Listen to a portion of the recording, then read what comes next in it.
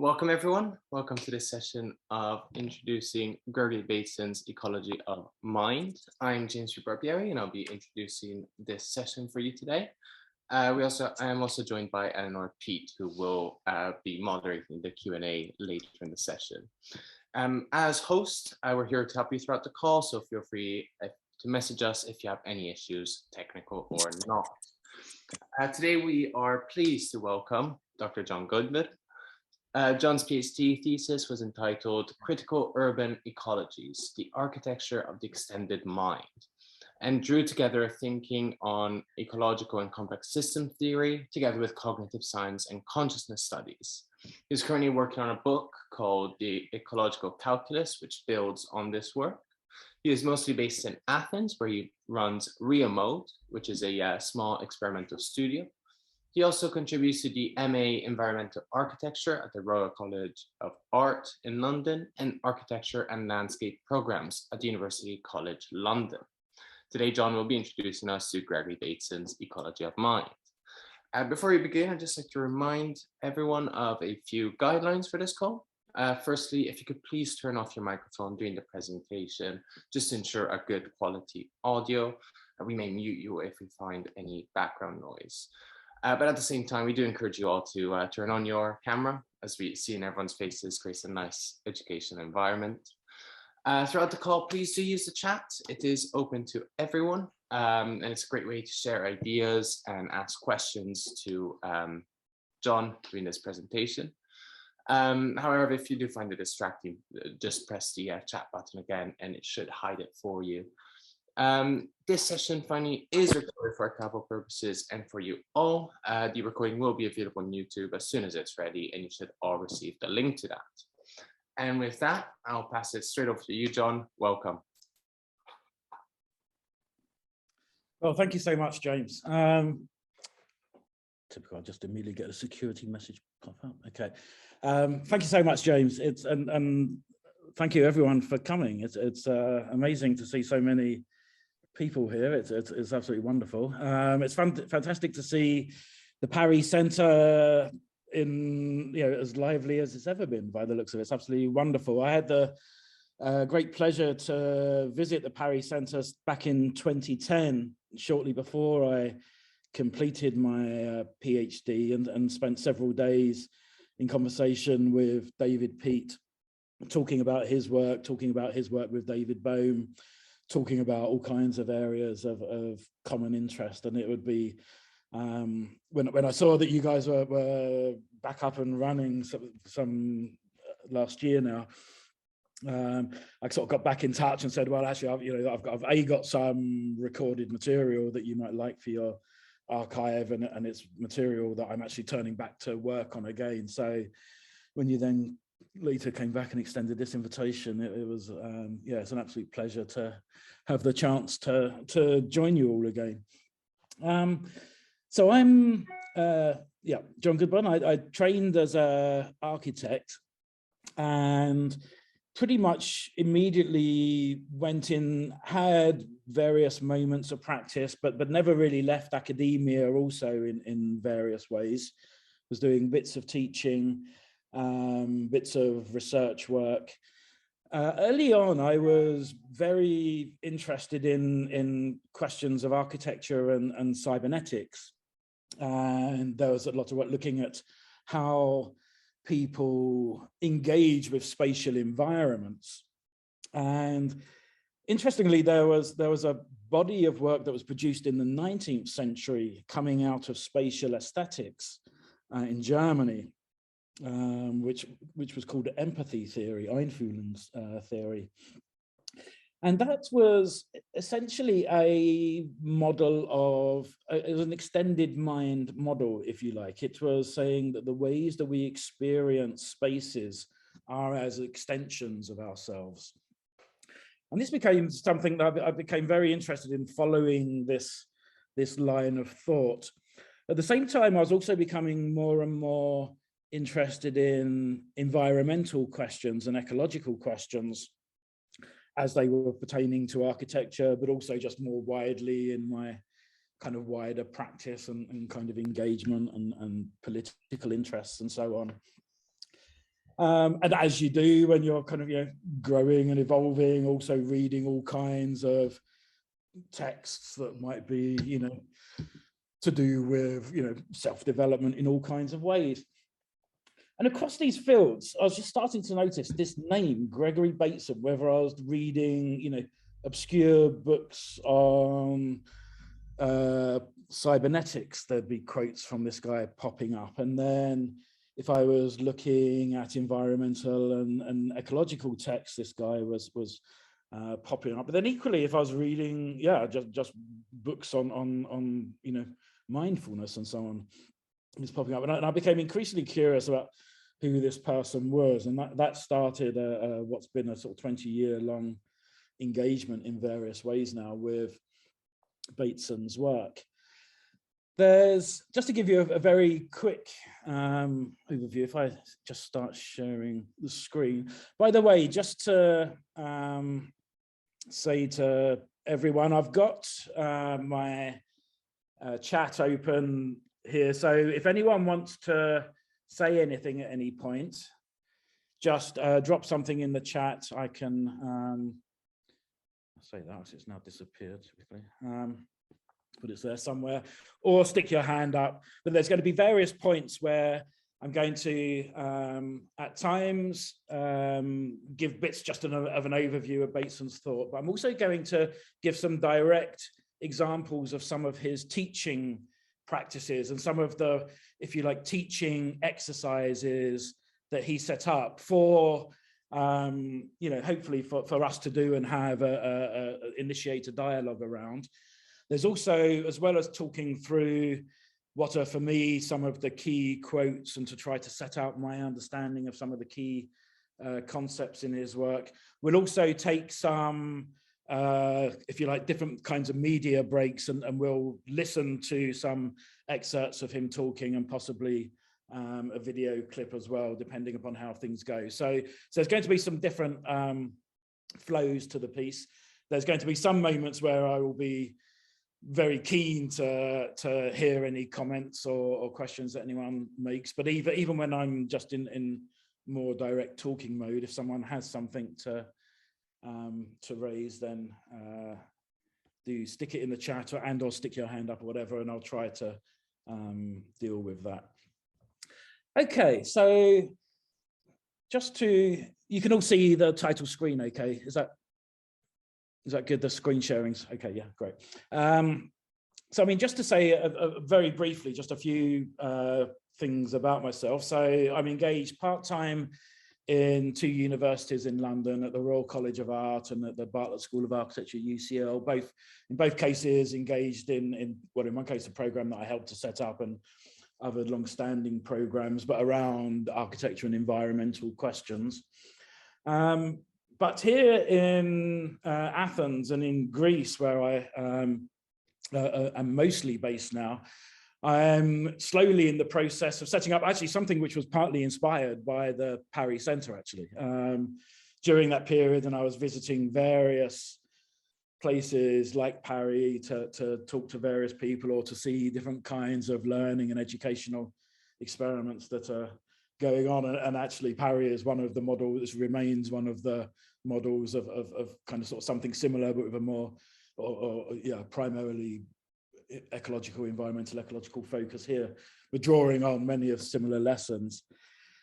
I have a kind of sort of regular writing practice. There's one recent, well, relatively recent, about a year old, on the possibility of an ecological dialogue. This was actually before I got back in touch with you guys, but actually in this paper, which you can find online easily, it's only a short paper, I'm not going to read through it now, but within this I directly draw together, talk about the project of drawing together Bateson and also Pete and Boehm's work, in both Pete's work with indigenous knowledge formations, which is something that the environmental architecture program at the RCA engages with very particularly, where that program is one where we collaborate with situated communities in environmental struggles, and very often, well, the communities that we've engaged with, we did a 4-year project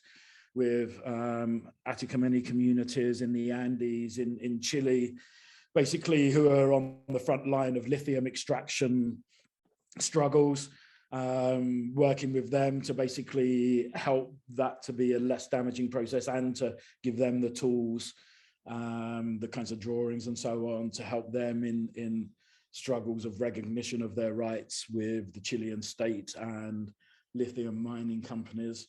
There's another project working in Borneo with indigenous forest communities in Borneo who again are trying to protect ancient knowledge forms and ways of life. And essentially one of the, I guess, tasks that we're trying to develop in that program is to interface these different kinds of knowledge to allow these communities who have very rigorous, local, absolutely situated ecological environmental knowledge, exactly in the way that David talked about in Blackfoot Physics, but which often takes forms that simply aren't recognized with modern legal systems and so on and so forth. So one of the things that we try to do is to make our skill set available to them to translate those knowledge things across. And I talk about that I'll reference that in some of these papers.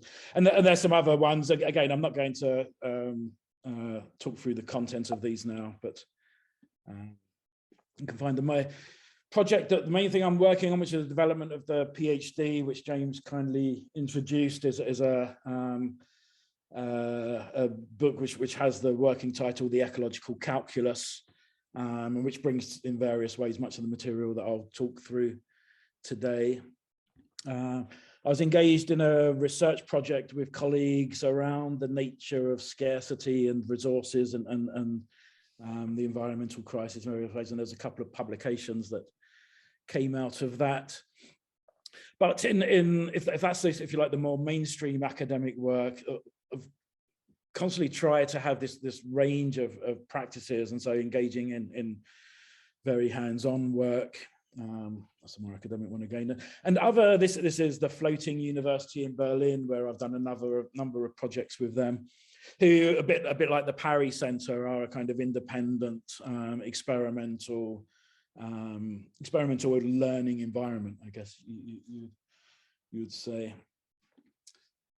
Okay, so just to get that out of the way, so you know who there might be things to refer to, but what my trajectory into this was. So what am I hoping to cover today? So it's partly to tell something of Bateson's own intellectual journey, his own intellectual story, and partly to repeat some of the teaching stories that he told. And this is actually a very important thing, that the story method and the series of exercises.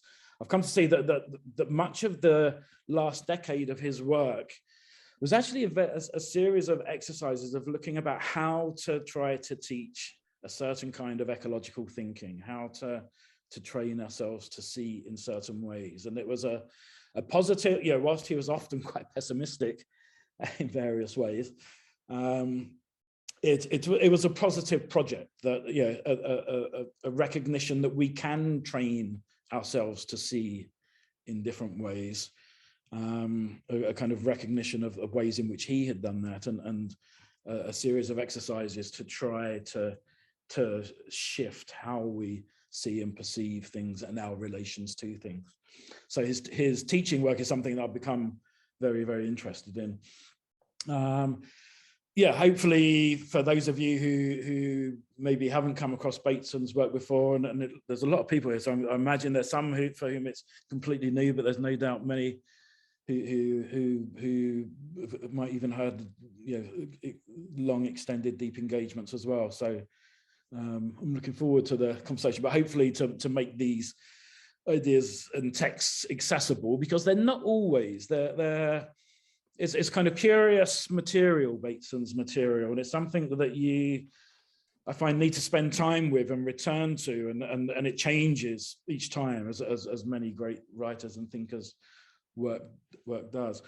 And there's a series of very interesting resonances which I think exist between Bateson's work and some of the work that David Peat and in his collaboration with David Bohm did, which I'd actually like to bring to you, and I'm very curious to see what the reactions of this group might be, whether there's agreement or disagreement, or and this is very much, actually, that side of things is actually very much work in progress for me. So it'd be great to initiate some dialogue around that.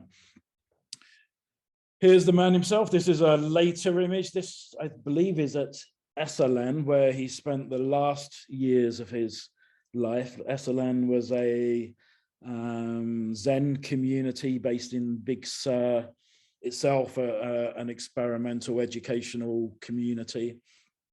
This is his youngest daughter, Nora, and the pet baboon, I believe. Was it a macaque? I'm not actually sure.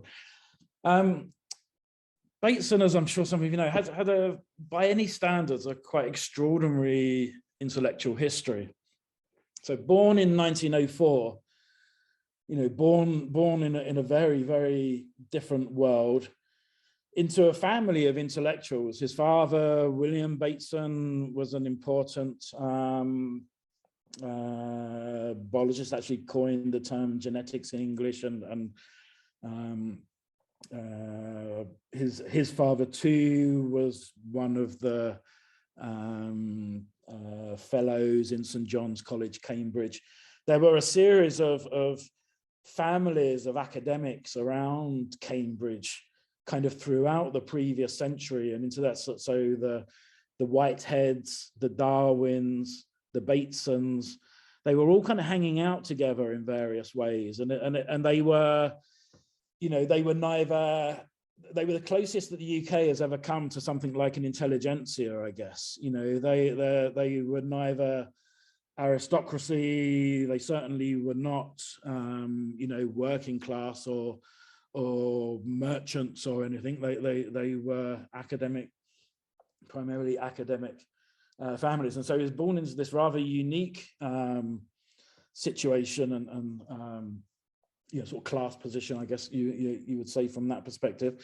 And he first follows his father's work, does studies at Cambridge, studies biology, but fairly quickly realizes that he's not really agreeing with how biology is taught, and becomes interested in this emerging field of anthropology, which he goes on to study. And then later in the 20s, goes to Papua New Guinea, and after a few less successful starts, does an extended piece of field work with the Iatamal culture on the Sepik River there.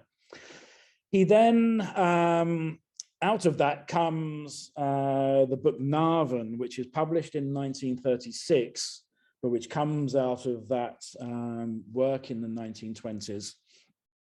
And Narvan's a very, very interesting and important book. It's one of the foundational texts of anthropology, but it's also a study in kind of method and thinking and how to deal with these questions. And very importantly, he, first of all, takes it's framed, its subtitle is From 3 Points of View, and it takes a method which Bateson was to continue to use in all his various kinds of research throughout his career in different fields, of taking multiple viewpoints. This is one of the key methods for Bateson, holding multiple viewpoints together, and, if you like, seeing what in what he would later describe as what are the kind of the interference patterns, or what are the patterns that connect these different viewpoints, and to recognize that all we have are different viewpoints, if you like. It's rather than, as he would go on to meet Margaret Mead, who herself, by the time they met, was a significant more famous than him anthropologist. They meet in New Guinea at the time. Margaret Mead was married to Rio Fortune, but they there's an anecdote he tells somewhere where she came up the river with Rio and went back down it with me. By the time they'd left, that Bateson and Mead were together for a short period. He ended up had 3 different relationships, but the one with Margaret was a very, very important one, and they remained in contact throughout their lifetimes. And actually, when I was talking to Mark Engel, sadly no longer with us, but who was Bateson's research assistant in Hawaii and later Santa Cruz, and actually it was Mark Engel who helped to get together the Steps to an Ecology of Mind collection. And he was saying that, yeah, they would have like, you know, phone calls once every few months or something, and they just seemed to be continuing arguments that were kind of, you know, 40, 50 years old at that point, but yeah, continuing those conversations. Now, very interestingly, they then do some work together in Bali in the 1930s. Out of that, later in the 40s, comes the book Balinese Character. Again, an incredibly important book in anthropology. The primary textual work in that was done by Margaret Mead. Bateson's primary job there was using media, actually, and he takes like tens of thousands of photographs and hours and hours and hours of video footage. The first time this had really been done as a method of analysis itself, and he writes about the nature of that as well. So if you like, kind of initiating visual anthropology in some way. And one of the things that they both realize and talk about and kind of had been, I guess, moving to anyway, in a sense, was the role of the anthropologist. And if the discipline of anthropology during, you know, prior to that had in some sense had a bit of a self ideology, if you like, of somehow presenting, you know, the anthropologist, you know, disappears, and you just try to, yeah, at least the idea that you might present, you know, a culture, you know, objectively, as it were. They realized that can't be done. All that they can do is study their relation to something. So they realized in the field of anthropology the same kinds of observer effects, if you like, that were emerging in other sciences, and which then after the war, when they both come together in the extraordinary set of conferences called the Macy conferences. And the Macy conferences were, yeah, just one of those times where a set of conferences really did, you know, have fundamental, massive repercussions. So the Macy conferences were led by Warren McCulloch, ran over a series of years from 45 to 52. I think that there was 12 in total, and which brought together specialists from all kinds of different disciplines. There were ecologists, there were anthropologists like Bateson, there were a number of mathematicians, a number of physicists, psychiatrists, all of whom were realizing that they had a shared area of research, which was the way in which systems organize themselves.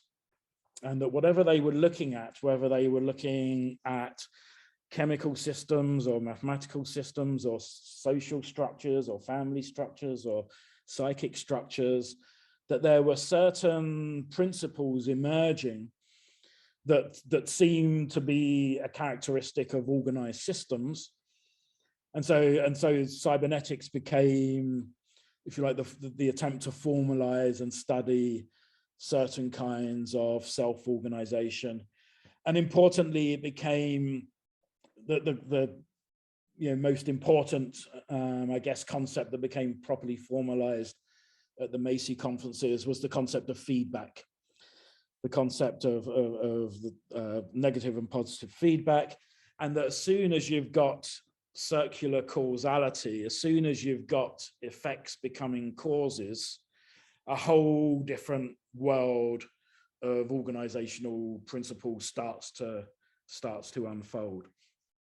And so this was a seminal moment in Bateson's development that he would constantly refer to. He had material to bring himself, the concept of schismogenesis that he develops in Navan, where he was looking at how different, or the culture that he was looking at, the Atmal, were basically dealing with conflict within the society, and two ways in which it would unfold. Either things would either balance, i.e. effectively be in negative feedback. So if you like, like the thermostat with a room oscillating around a regular variable, or it would go into positive feedback, that is amplifying runaway feedback, where an amplifying effect feeds back into the beginning again. And so in schismogenesis, Bateson he hasn't fully worked it out, but he's describing that process in social form, and then recognizes that what they was talking about with Macy, that this was a versions of feedback that he was studying there. After Macy, he then goes on to again another fascinating body of work in the 50s, where he becomes based at the Veterans Administration Hospital in Palo Alto, and forms what becomes known as the Bateson Group, working on the question of schizophrenia in patients in the Veterans Hospital there. And it's there that they formulate, again, what's effectively another version of a certain kind of feedback thinking, and that's the double bind hypothesis, where they, if you like, make a radical shift in how some forms of schizophrenia might be thought about, where opposing what was the kind of medical orthodoxy at the time, that this is, a problem with the physical brain, this is something entirely located, malfunctioning within the individual. And they proposed a counter hypothesis to that, which was that actually schizophrenia is between individuals. It becomes then located within particular individuals, but it's a product of relationships with others, and particularly in the family. And the double bind scenario, effectively being also popularized in some similar ways, I guess, as the catch sort of 22, where you're in a situation where whatever you do is kind of wrong, if you like.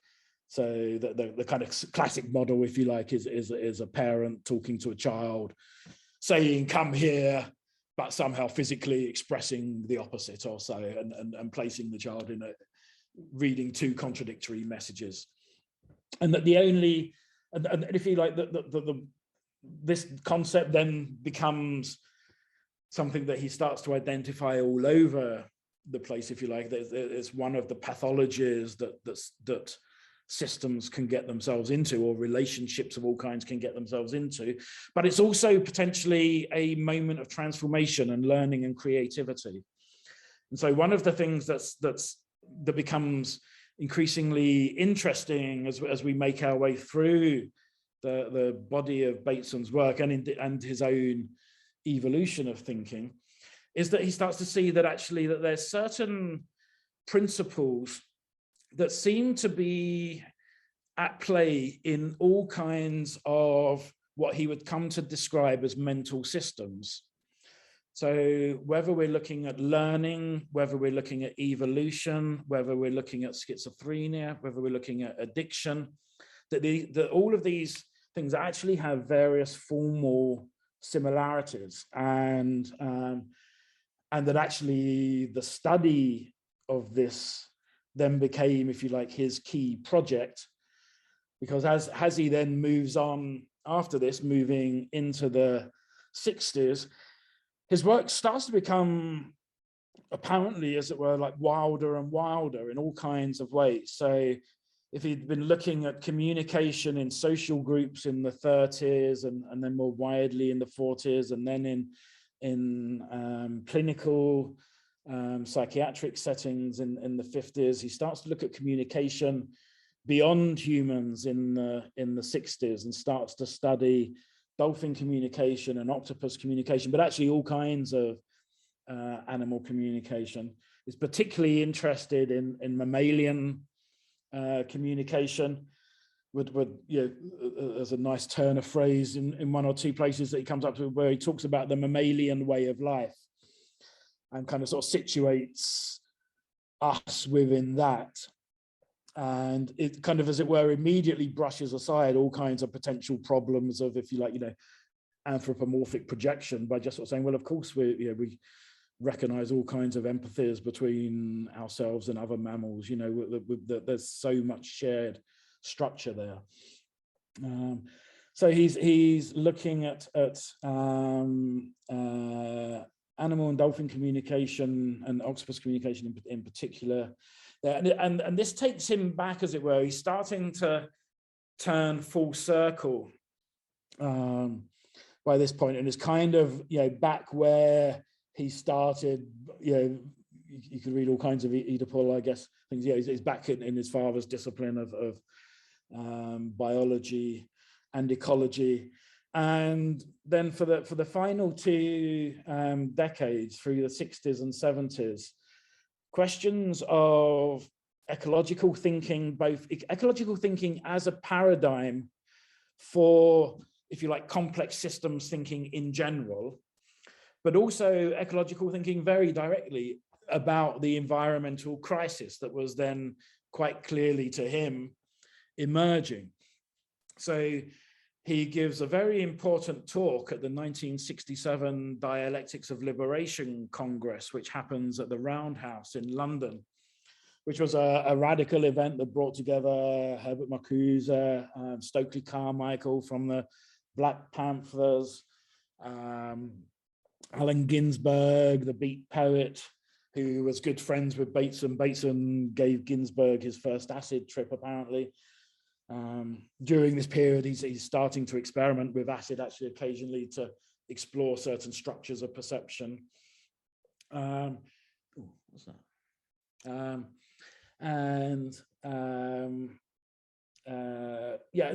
So he's starting to, in that paper, gave one of the first public warnings of climate change, of the greenhouse effect, and is becoming more and more conscious of the breaches within ecological systems that were starting to unfold everywhere, and starts to theorize this within the understanding of cognitive mental systems as ecological systems that he had developed at this point, and seeing, if you like, an epistemological project, a project in studying actually how we're perceiving and thinking about things, to see are there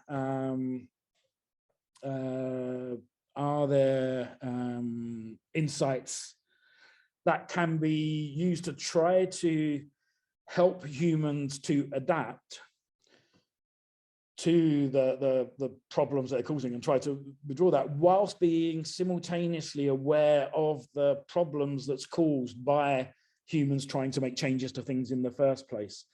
And so actually arrives at a position, and I can start to just give you a quick overview, I'll return again to this later, of some of the congruences between Bateson's work and some of Pete's thinking. And so in Bateson's cautions about trying to intervene in complex systems, even though we clearly need to intervene to try to stop the damage that we're doing, and David's concept of gentle action. And that's one of 10 areas of I think interesting resonance.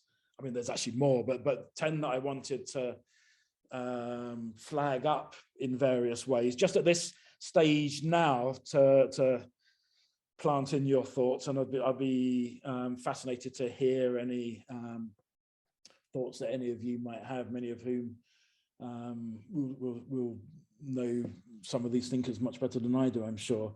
So one area of commonality was around the question of language. So David Peat, I thought, and one of the things we spent a great deal of time talking about was the way in which the kind of conversations that he had with David Bohm around the problems of language and the relationship of a noun-based language to, if you like, the paradoxes in quantum theory. And then Bohm's thought experiments with a Rio mode language, which as I said, I cheekily borrowed the word for my own studio.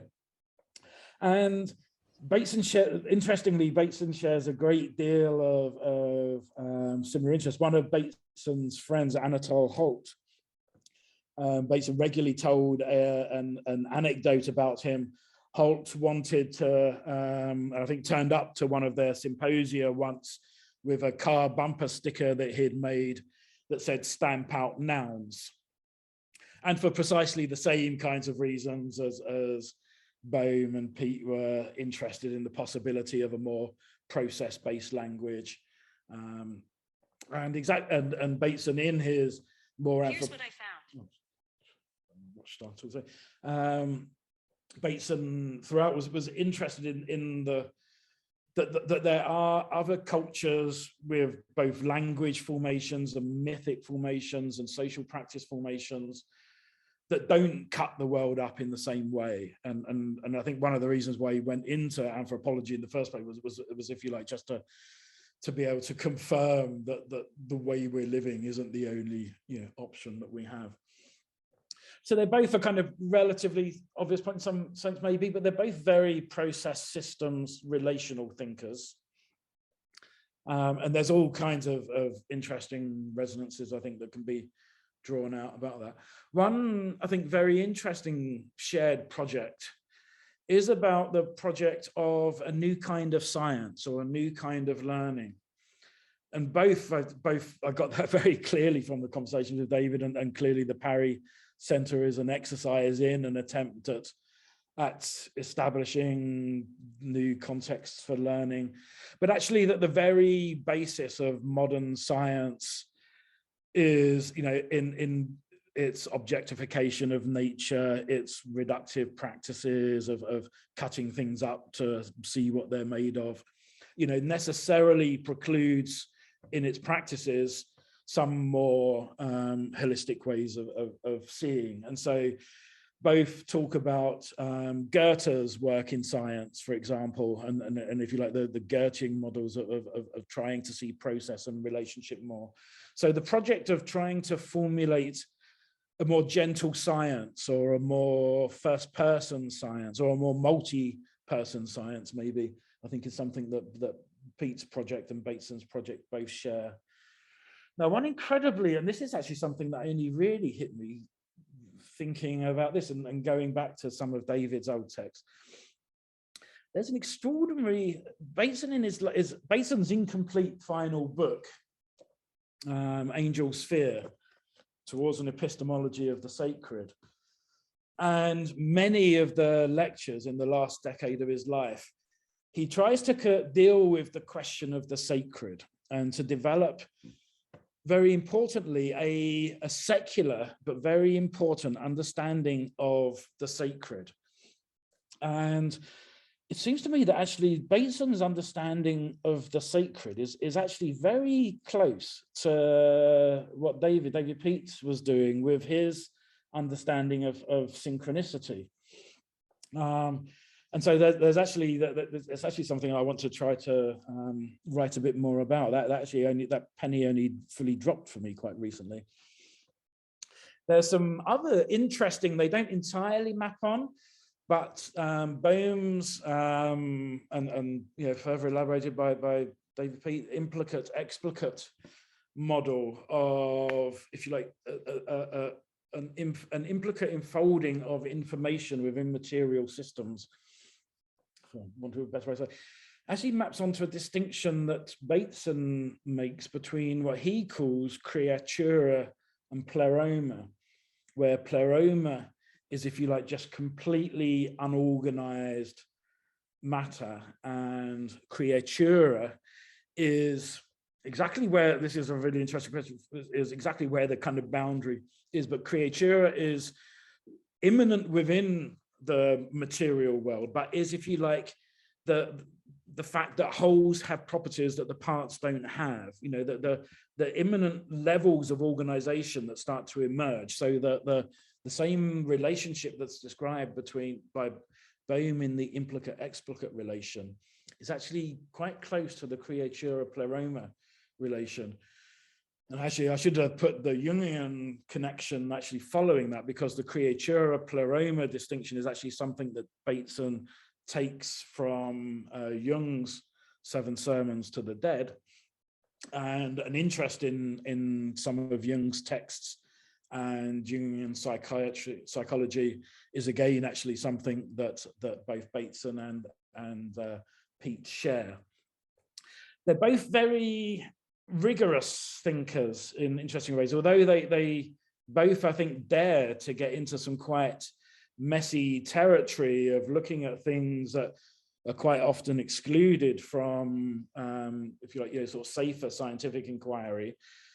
They both do actually share and directly talk about and try to elaborate ways of talking about organization and order and pattern. And the joint book that Pete does with Bohm, looking at questions of order, resonates in some interesting ways with some of Bateson's work on pattern actually and hierarchies of order. That's kind of what's contained in the 7 on the self organization and immanence. They're both fascinated by dialogue in various ways and see dialogue, because of the way that they see language, as actually kind of having some kind of agency itself. They both develop theories of dialogue, and obviously this in particular is Bohm's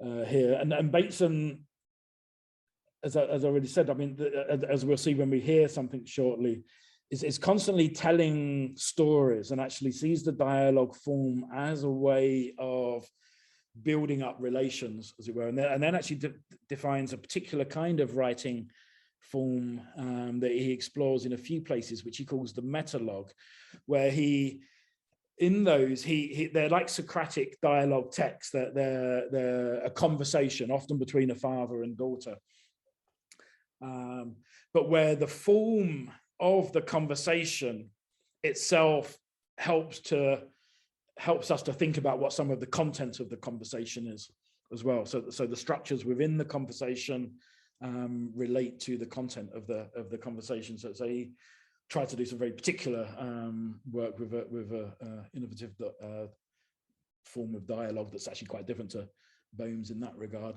And as I've already said, Pete's gentle action resonates enormously with Bateson's later cautions around.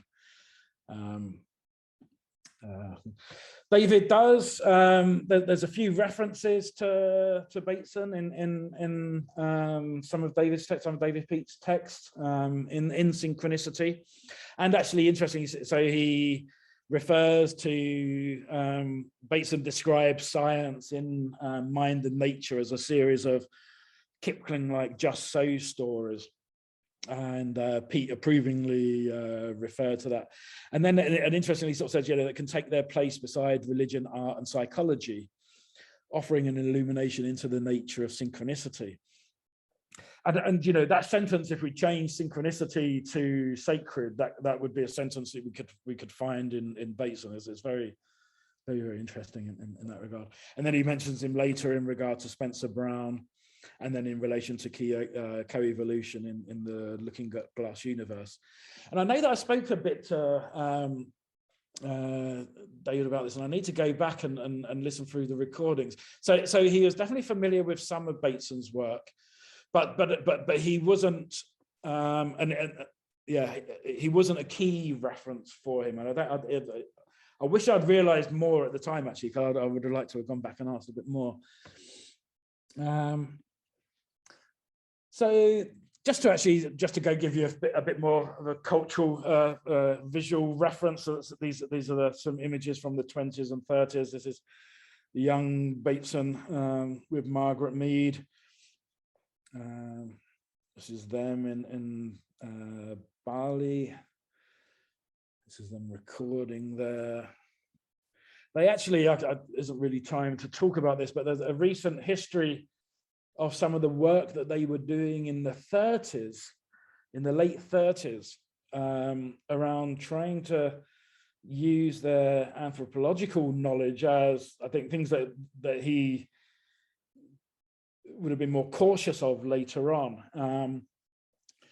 But you know, the problem of fascism was bearing down. Whole sections of Europe were fascist. The question of the United States becoming fascist was a very real question facing intellectuals in the States at the time. And they did some interesting work asking about what would a democratic culture look like? How can we teach people how to learn?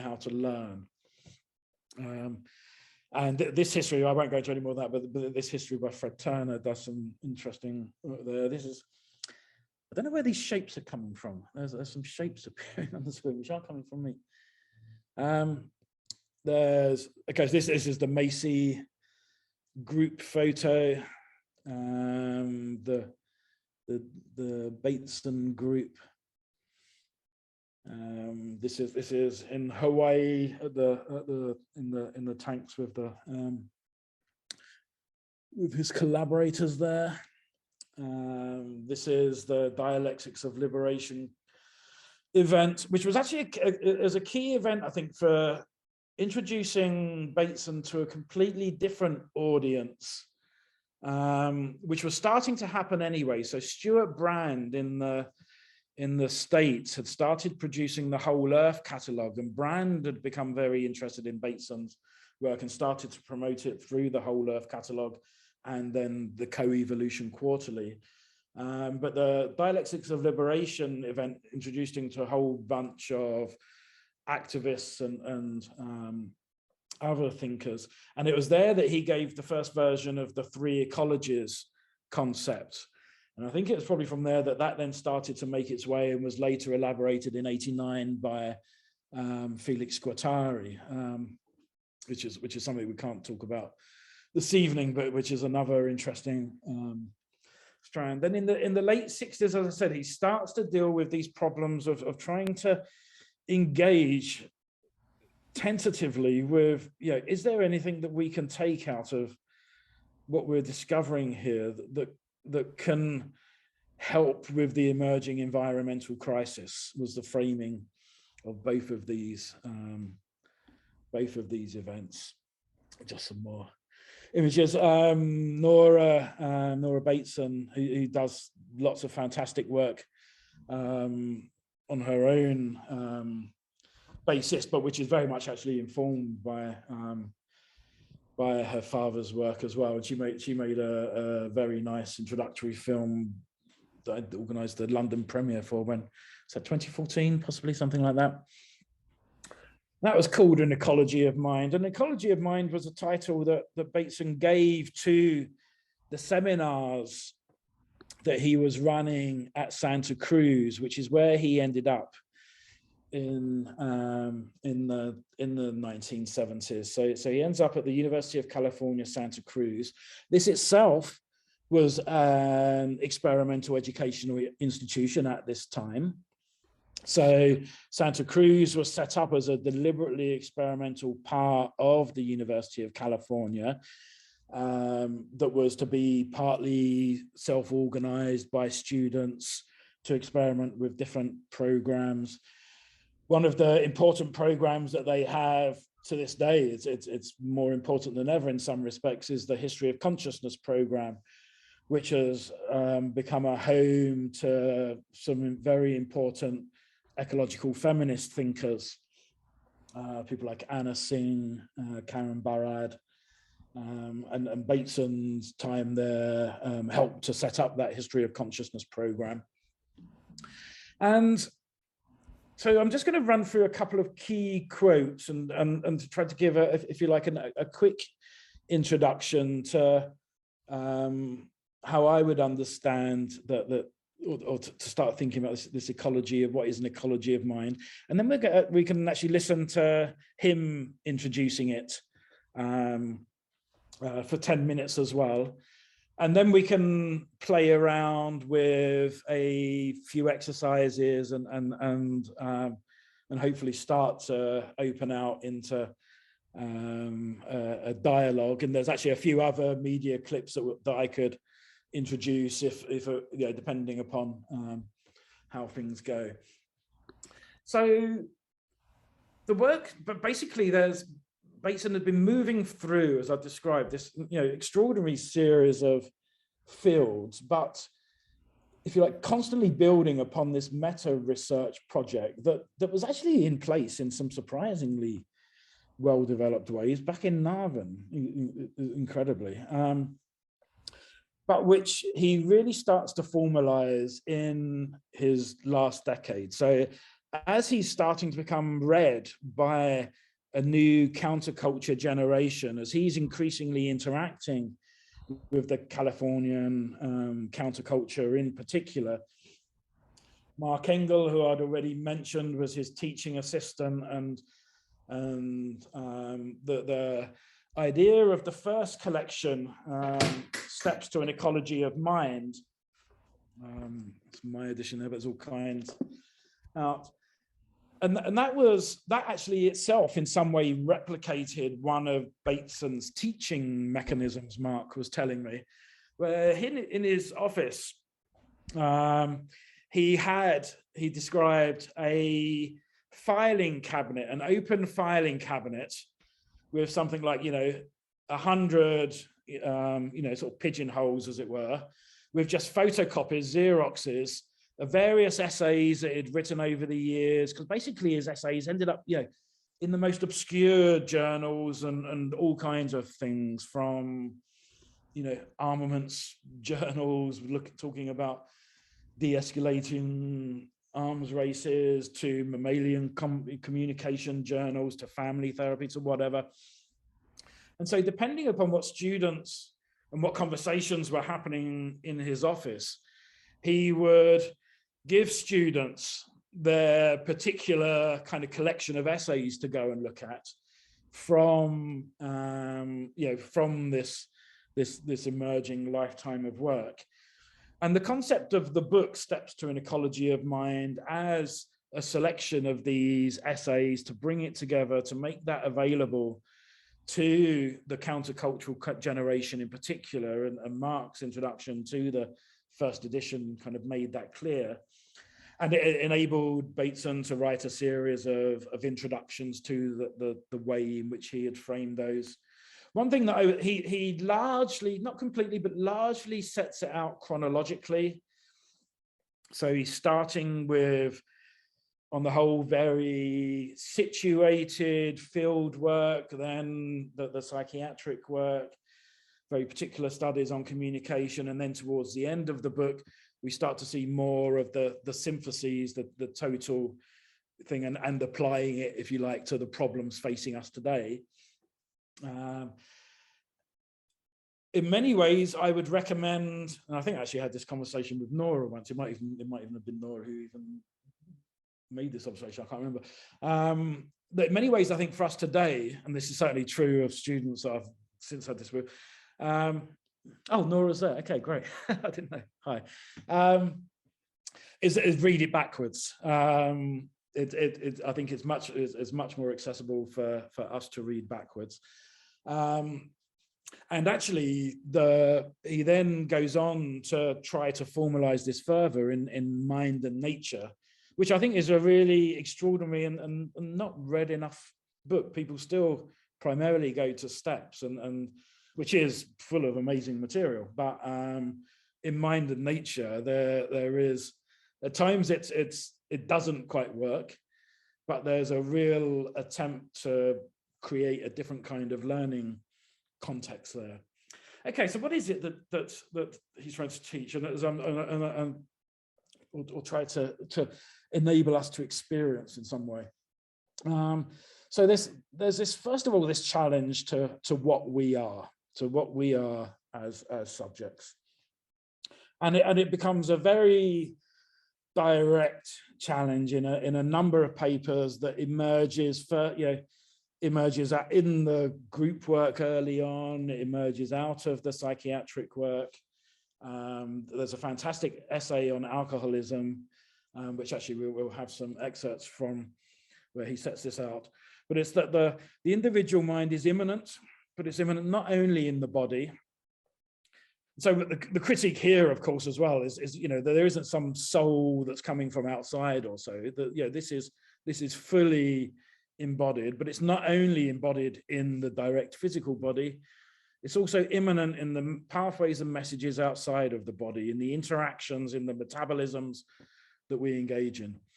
And that there's a larger mind of which the individual is only a subsystem, immanent in the total interconnected social system and planetary ecology. So this idea that he actually puts it sort of somewhere that Freud, he kind of had a mixed relationship, intellectually with, but he sort of said, well, if Freud recognized that consciousness was only part of our mind, and that there was actually all this other stuff that the brain in the body that was unconscious, that needed dealing with, and that there was this other kind of unconscious internal stuff. Bateson sort of joked a few times that what he did was the same in the other direction, or in addition to that in the other direction, and that there's a whole bunch of unconscious stuff that's outside of our body as well, but which is kind of sort of similarly unconscious, is a part of our minds. Now, what we're talking about when we're talking about mind here is not consciousness. Bateson's actually very careful to only talk about consciousness in particular ways, and but it's our confusion, if you like, between our consciousness, which if you like, in a classic ego Freudian sense, produces a self, and actually the deeper and wider and more extended grounds of that, our lack of recognition of that in the modern version of the self, that becomes, if you like, I think, one of his central theses and contributions. And this actually is one of the key ways to understand what Bateson wants to do with the concept of the sacred. So the sacred is actually this, as I say, this secular conception of the sacred. There's no kind of religion, as it were, required. The sacred is about the relationship between the whole and the part, or about the relationship between the conscious and the unconscious. It's not one or the other. It's actually the relationship between the two. And actually, and this is actually why it resonates with some of the work of Peter Bohm in some interesting ways. It's the relationship between the poetic and the prose, as we'll hear shortly. There's actually, so on the one hand, we have the systemic nature of the individual human being. We also have the systemic nature of the culture in which he lives. You have to forgive him his pronouns from his period. And the systemic nature of the biological, ecological system around him. And on the other hand, the curious twist in the systemic nature of the individual man, whereby consciousness is almost of necessity blinded to the systemic nature of the man himself.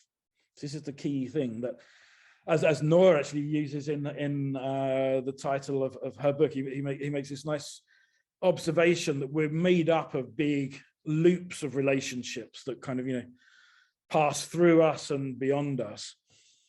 Our consciousness just sees a very small part of that, but it doesn't realize that it's only seeing a very small part of that, or at least modern consciousness, the kind of hubristic forms of consciousness that we've come to develop in modern times, certainly don't seem to recognize that. And part of the exercise, the part of his teaching methods and part of his, I think, continuing return to the sacred in recent years, is to try to sort of see, well, how is it that we can achieve some kind of wisdom, and which he comes on to talk about here. So he says, purposive consciousness pulls out from the total mind sequences which do not have the loop structure, which is characteristic of the whole systemic structure.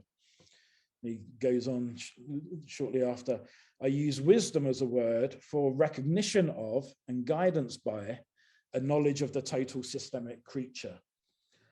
And we can say, as it was here, well, how would we achieve any recognition and guidance of a knowledge by a knowledge of a total systemic creature? Well, it's in various mechanisms that we have for, however tentatively, engaging in those non-conscious parts of ourselves. So, and this actually is what, as Pete himself observed earlier, what art, poetry, religion gives access to.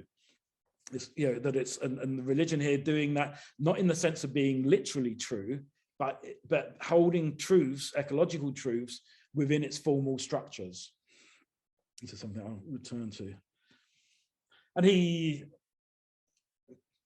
okay, I'm an hour in, okay, it's not too bad.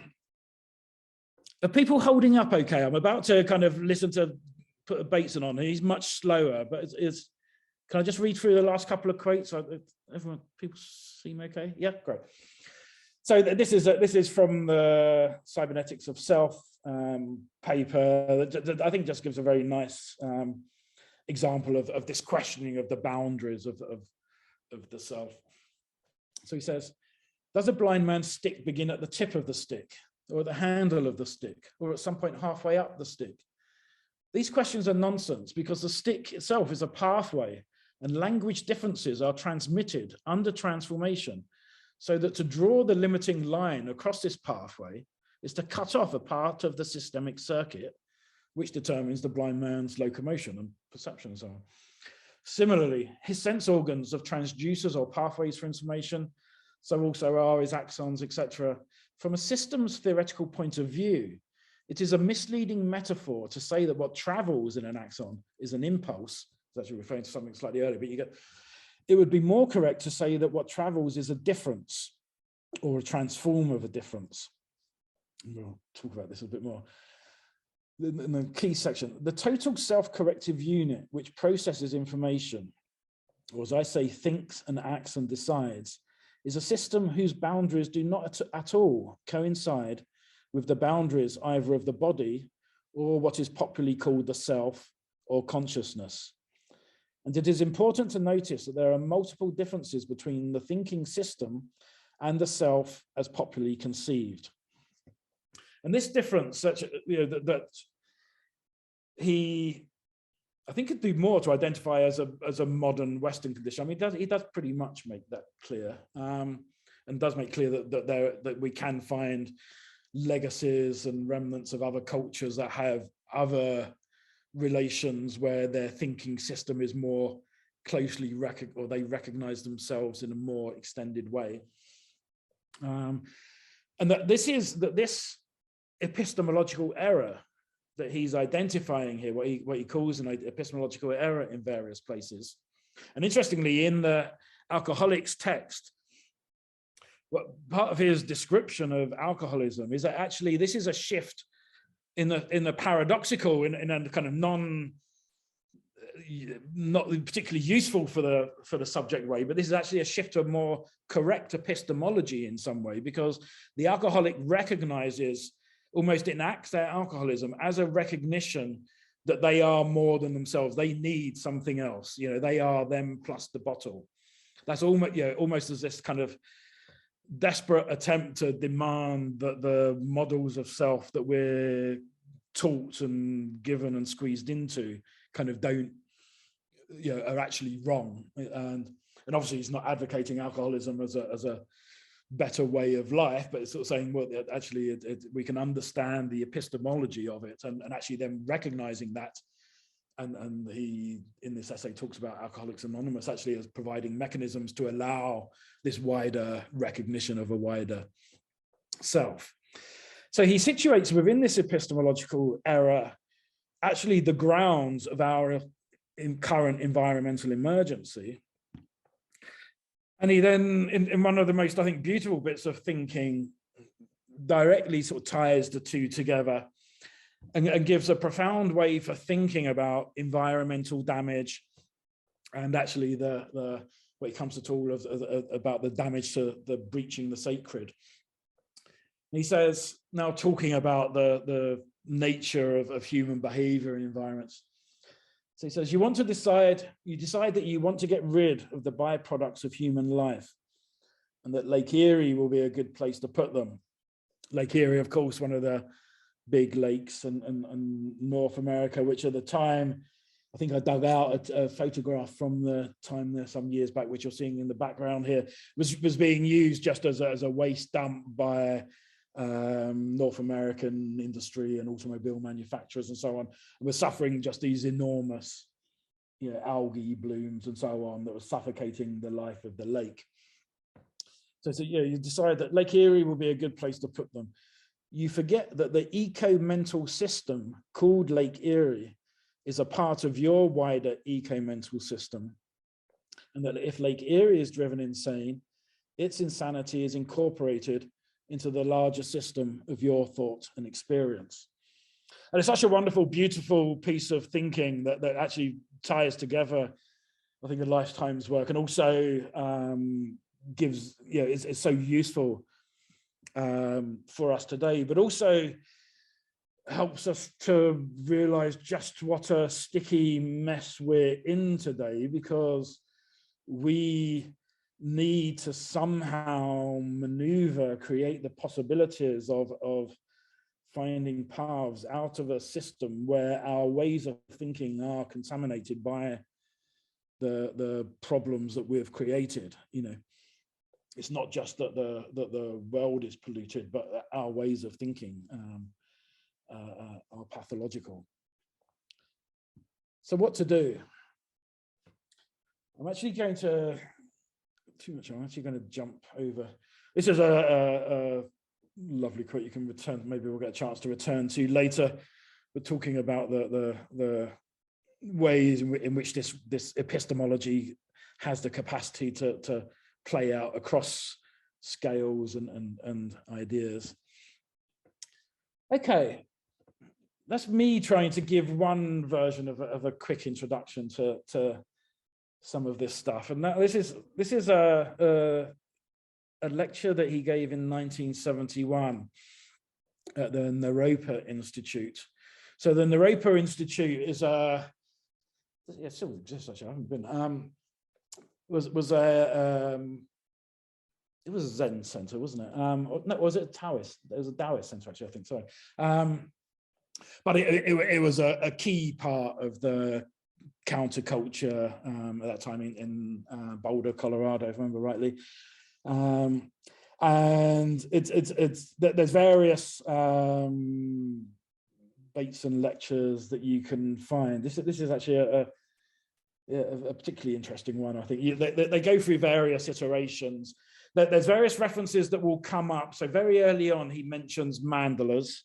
So I wanted to give that framing of the Naropa Institute for why he mentions that. And there might be something else. I want to listen to,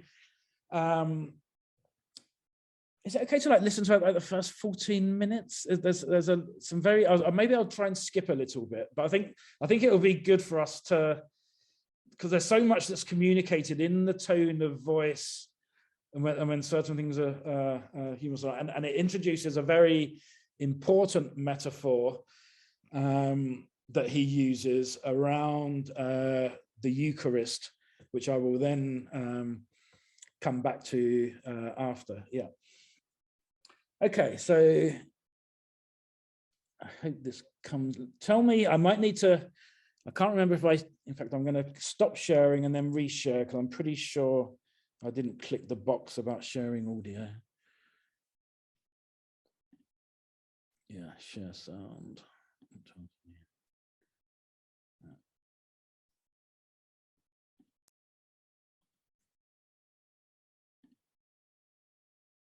Let me know that you can hear this okay. the last few days by people who say, what do you mean, ecology of mind? And approximately what I mean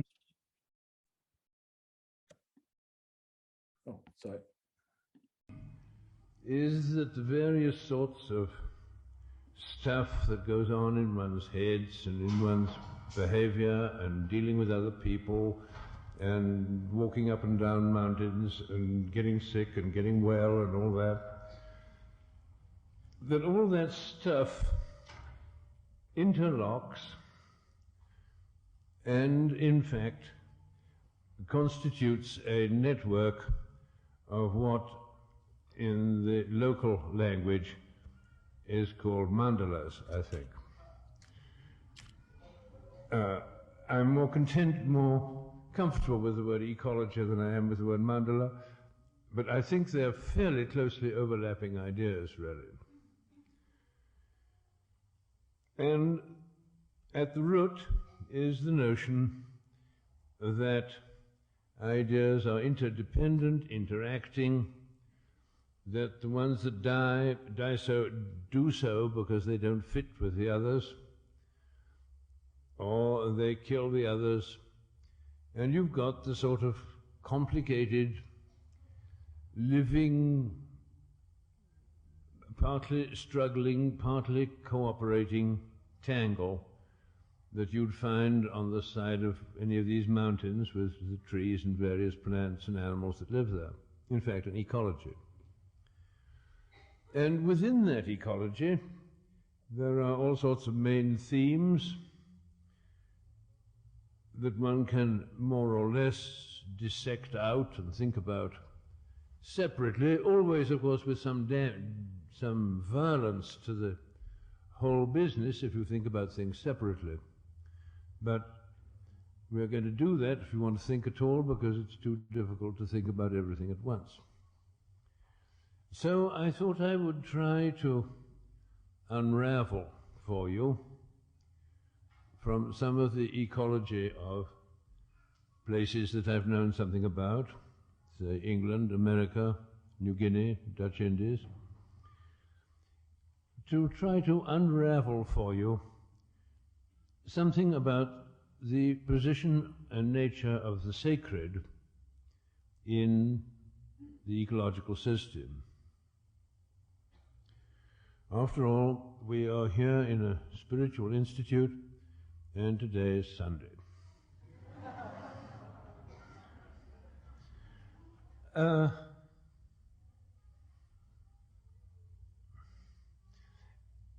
It's very, very difficult, as you probably all know, to talk about those living matters that are healthy and doing well. It is much easier always to talk about living matters when they are sick, when they are disturbed, when things are going wrong. Pathology is a relatively easy thing to discuss. Health is a very difficult thing to discuss. And this, of course, is one of the reasons why there is such a thing as the sacred, and why the sacred is difficult to discuss, because the sacred is undoubtedly peculiarly related to the healthy, and therefore one does not like to disturb it and turn it into pathology. But in general, to talk about something changes it. For the better, for the worse, I don't know necessarily. But if it's good, don't disturb it. Let the nicer sleeping dogs, at least, let them lie. So let me try and get over to you what I'm talking about with a couple of instances where the ecology seems to have gone crooked.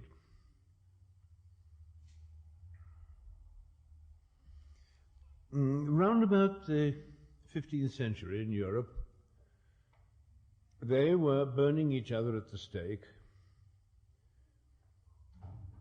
and many of them willing to be burned at the stake rather than compromise,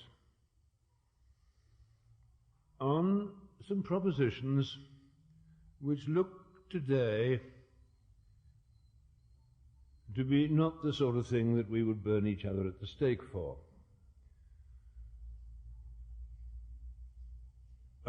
Notably, there was a question about the nature of the bread and the wine in the Mass. And the traditional Catholic position, which at that time was the traditional position, was that the bread is the body and the wine is the blood of Christ. What does that mean? The Protestants said, we know what it means. It means that the bread stands for the body and the wine stands for the blood. And the propositions around which, for which to and fro, this side, that side, they were burning each other, was on the one hand, the bread is the body, and on the other side, the bread stands for the body. Now, I want to suggest to you, not that one of these sides is perhaps better than the other, but that this argument is an argument of sufficient fundamental importance related to the whole nature of the sacred and the nature of human nature to be worth treating seriously and regarding as a matter to and fro around the nature of the sacred.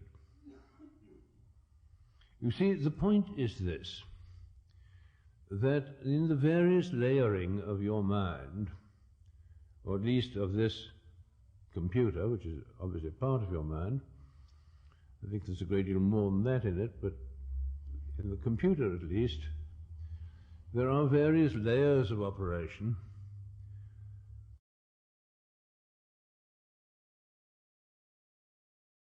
So I just wanted to stop, because I'm 100% certain that he's pointing at his head. He must be pointing at his head here, and he's talking about the brain when he talks about the computer. So he's not talking about some computer, he's talking about the brain as the part of the mind that's doing some computing. There is ordinary prose consciousness, present indicative type consciousness, what you perceive to be true in the sense that you perceive it. The cat is on the mat if you see the cat on the mat. And that's the sort of waking, normal state most of us have. Not all. And in contrast to that, in that waking normal state, you are quite able to say that this thing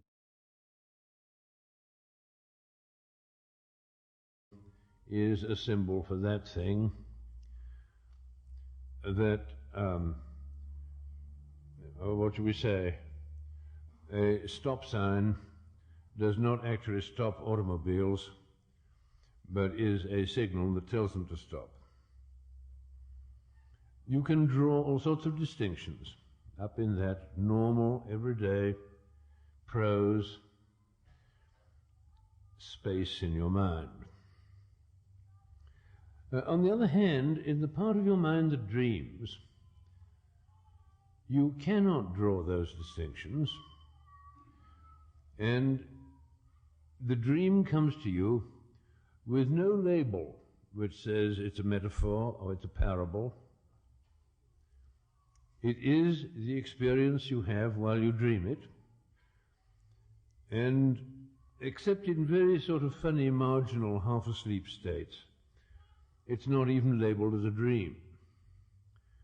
The label is not something, that sort of label is not something which that part of the mind can accept, can deal with. Okay. So that now if we go back to those propositions about the bread and the wine, we find that to the front part of the brain, it is perfectly sensible to say the bread stands for the body. To the back part of the brain, this means absolutely nothing at all. And to the back part of the brain, the bread is the body, or it's irrelevant. In the back part of the brain, there is no as if. The metaphors are not labeled as metaphors, they're not turned into similes. And this is, of course, part of the problem with schizophrenic people with whom I dealt for a long time, that they are more Catholic than the Catholics, so to speak. They feel rather strongly that the metaphoric is the absolute. All right. So there was a war, a struggle between these two sides in the 15th century about the interrelationship of ideas.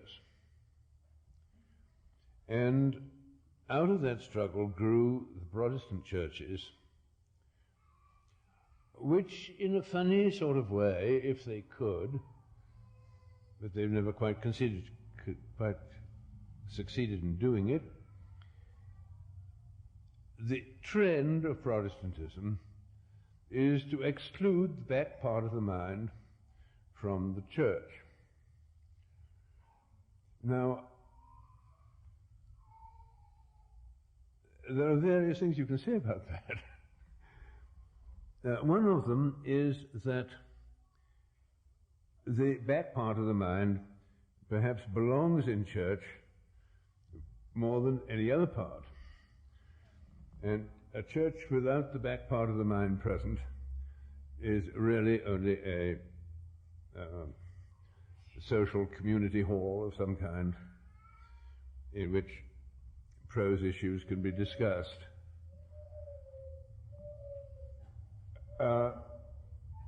That would be one thesis, which I don't quite agree with, because one of the escapes, you see, if Protestantism is one escape from the sacred,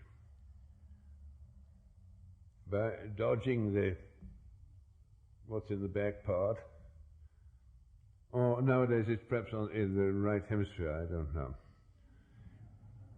What we used to call the back part has now come over to be the right-hand side. So the neurophys people tell us.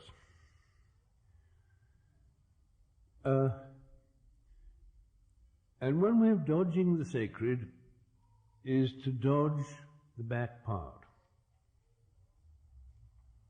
Another way of dodging the sacred, of course, is to devalue the front part. And my suspicion is that the richest use of the word sacred is that use which will say that what matters above everything else is the combination of the two, is getting the two together. And that any fracturing of those two is, what should we say, anti-sacred.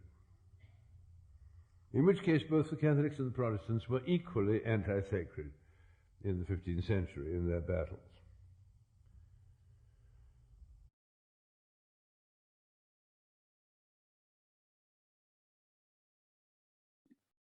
You're muted, John.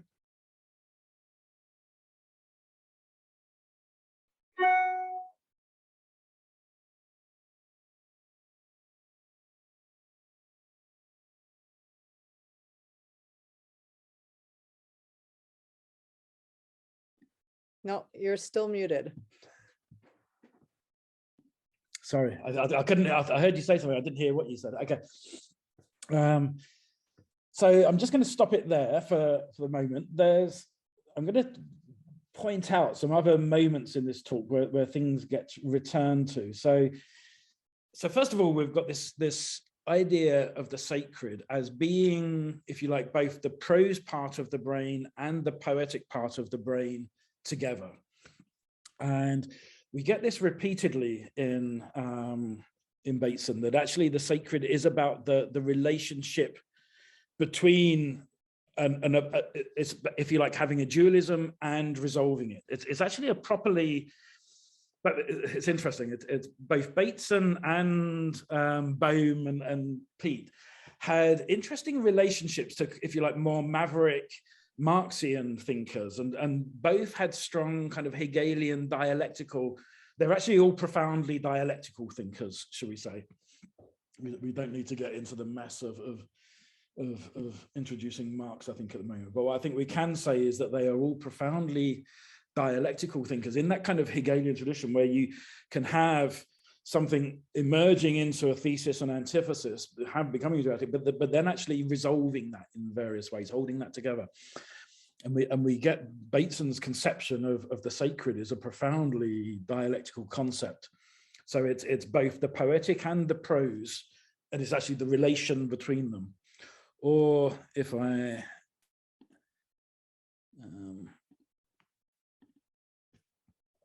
in fact, yeah, if I jump down to here, there's a few other, that it's the whole and the part. It's not being completely holistic, nor is it being completely reductionist. It's actually about holding the two together. It's the poetic and the pose, or it's the relationship between the inner and the outer. And the reason why this has become such an important concept, I think, is that we then start to get a series of exercises about, well, how can we, what methods are there within the wealth of human cultures where we can see that there are mechanisms for successful moments when this happens, where, if you like, the conscious part of the mind is able to in some way have glimpses of its bigger reality, and that this is, if you like, the religious experience is actually just that,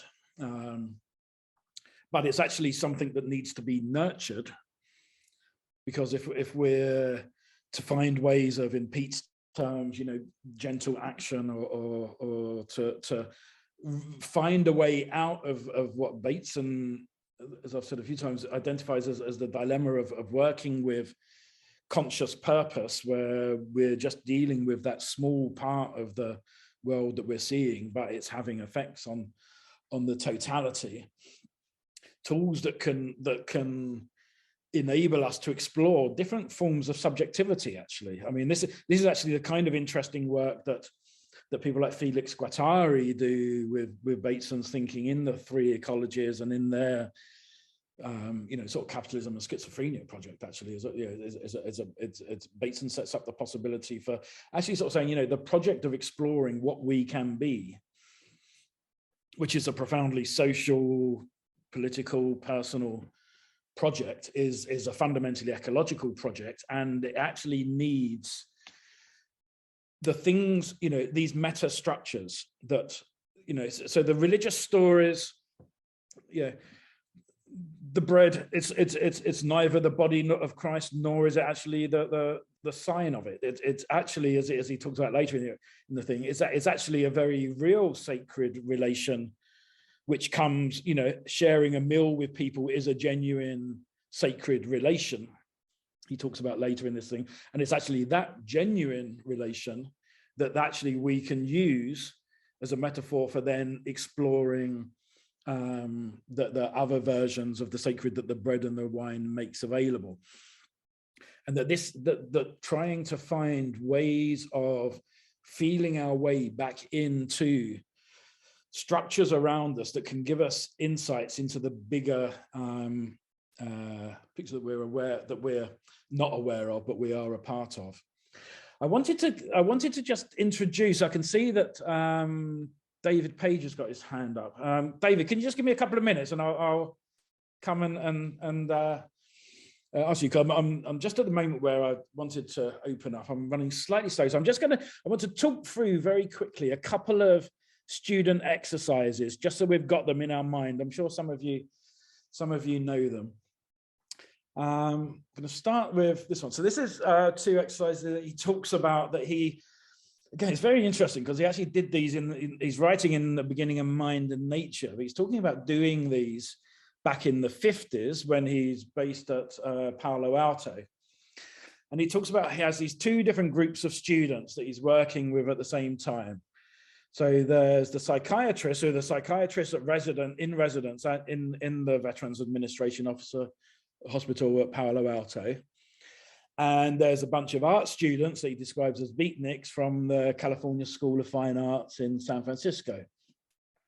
And he sets what appear to be completely different exercises for them. So he says that with the psychiatrists, he starts by giving them their exam paper that they'd have at the end of the term. Curiously, the way he phrases it, he doesn't even say he's going to ask them to actually do it, but he says at the end of the course, you should understand these exam questions. And the exam questions are to define 2 things: a sacrament, so what we've just been discussing, and entropy. So that's the task with the class of psychiatrists.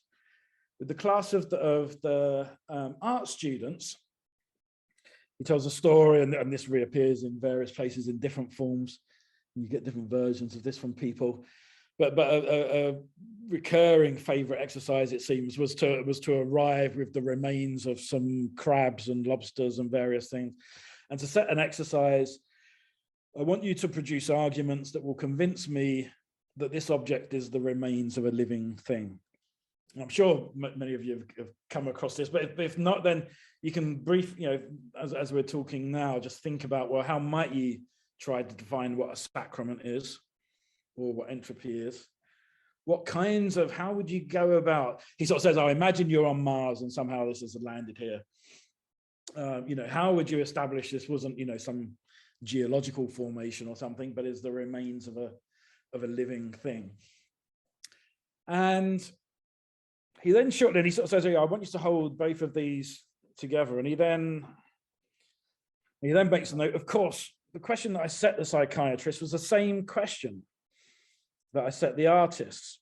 So we actually now, right at the beginning, not only have these 2 different exercises, but it's now a chance for us to also think about what's the relationship between these 2 exercises, such that he's sort of saying, well, that they're actually just 2 different versions of the same question. And he actually gives us a clue. He sort of says, well, that question is there a biological species of entropy? Although that itself needs some unpacking.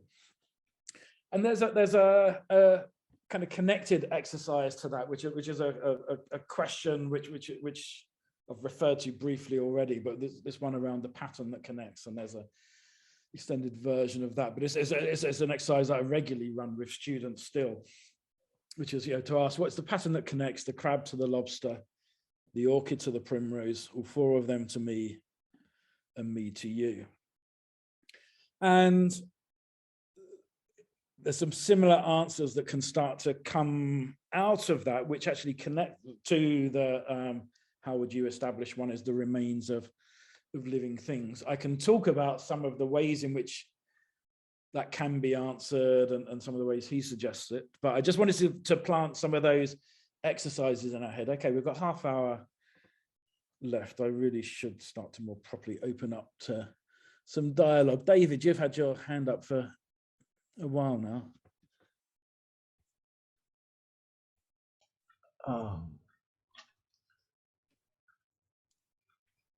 The sacred that you bring up, and I think for me the overriding definition there, among the several that you gave, the inner and the outer,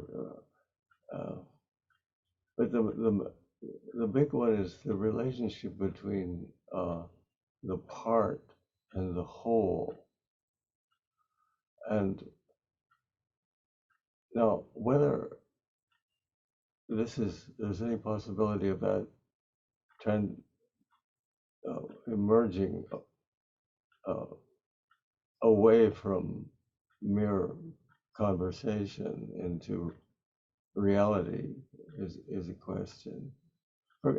Now, just to bring it down to an immediate level, I have an arm hanging around me on my knee, and I'm slightly aware of my arm, and then I'm partly aware of some of the rest of my body. So there's a part here, and there's a whole body, and I'm trying to see right now if there's a relationship between these two parts.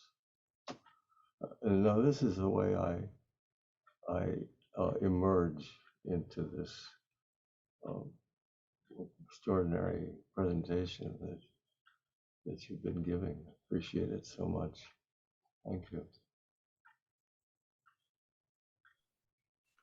Well, thank you. And actually, thank you both for giving us a new thought experiment. And I mean, what's great about that is when you're describing your arm and your leg, but we're all, a whole series of interesting processes immediately start opening up, don't they? Because we start feeling ourselves when you're describing yourself, and we're also empathizing and projecting across various spaces. So that it's great to have that embodied question.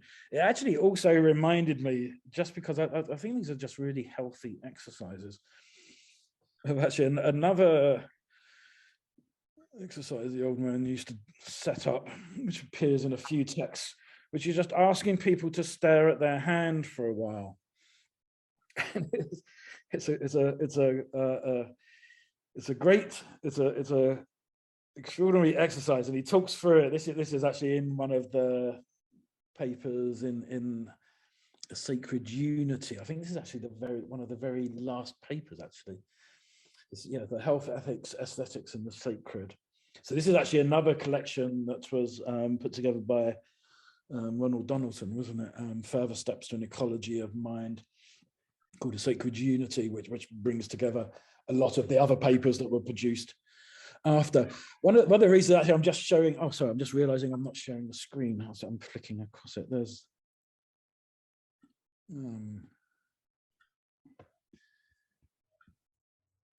so I just wanted to be showing you this. So this is from this, and he asked us to stare at our hand and take it home and do it if necessary. And this actually builds up. This is at the end of this paper, and it actually gives us this kind of sort of dilemma of how to evolve new ways of learning and try to teach ourselves to learn in new ways without it being a kind of purposive order from the part of our mind that would get that demand wrong, as it were. And he kind of is reflecting upon this question at the end, and he's sort of saying, the question of how to think in this kind of holistic way, but where we're not abandoning parts. And he says, but that kind of question, it's already a confession that we're in general not doing it. The question springs from an already dissected universe and not from an organized universe, and therefore asks for an answer which cannot be the answer. It asks for an answer in terms of a dissected universe, and that answer I will not give you. It would not be an answer. Again, it goes on. We face a paradox in that I cannot tell you how to educate the young or yourselves in terms of the epistemology which I have offered, except that you first embrace the epistemology, that you do these kinds of exercises. Actually, this is where that's come from. And then, it actually ends in a thing that could be Bowman Pete, actually, in lots of ways. Of course, natural history can be taught as a dead subject. I know that, but we also believe that perhaps the monstrous atomistic pathology at the individual level, at the family level, and at the national level and international level, the pathology of wrong thinking in which we all live, can only in the end be corrected by an enormous discovery of those relations in nature which make up the beauty of nature, our resonance, our empathy with it. So, fantastic ending, I thought. Did anyone want to pick up on David's comment? Are there any other? Yes, if anyone would like to come in, to ask a question, to share something, please do use the raise your hand function. Otherwise, if you just want to raise your hand and we spot you, I will call you in.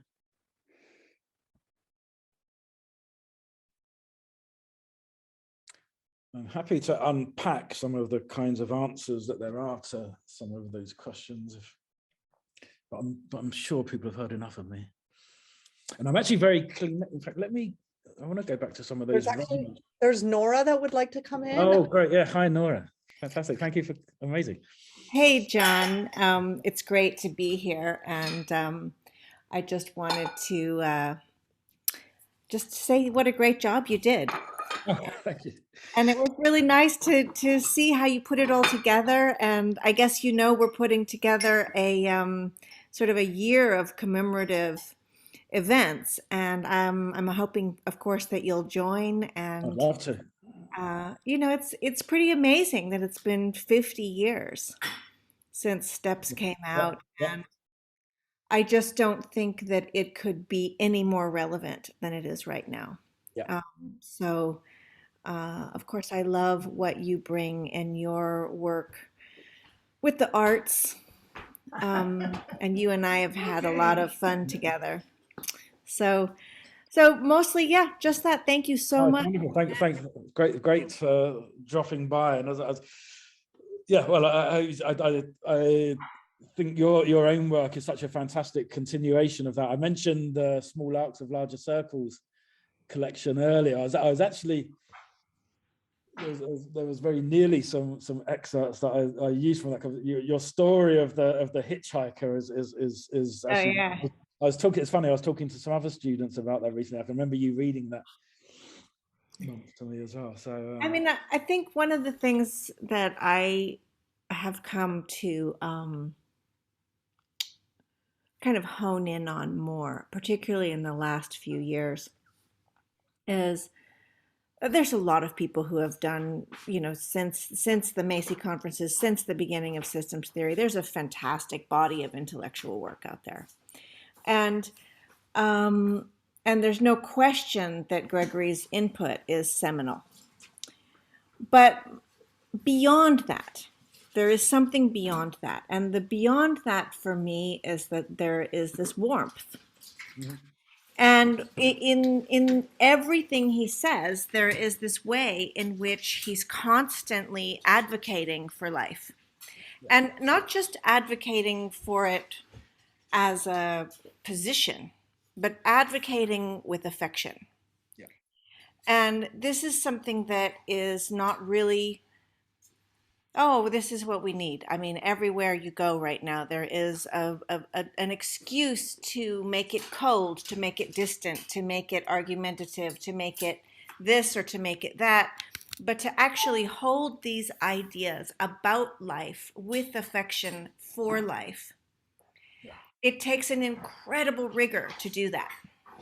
So I just wanted to say that. I'm in my kitchen, we're cooking dinner, the dog's about to start barking. So I just wanted to say thank you so much, John, and thank you everybody who came, and it's great to see this. So thanks so much, Nora. And I think that's such an important point. I mean, that's why I wanted to use some clips of him talking, because so much more comes across like that, and there's actually there's a few wonderful examples of that kind of stuff happening in that talk.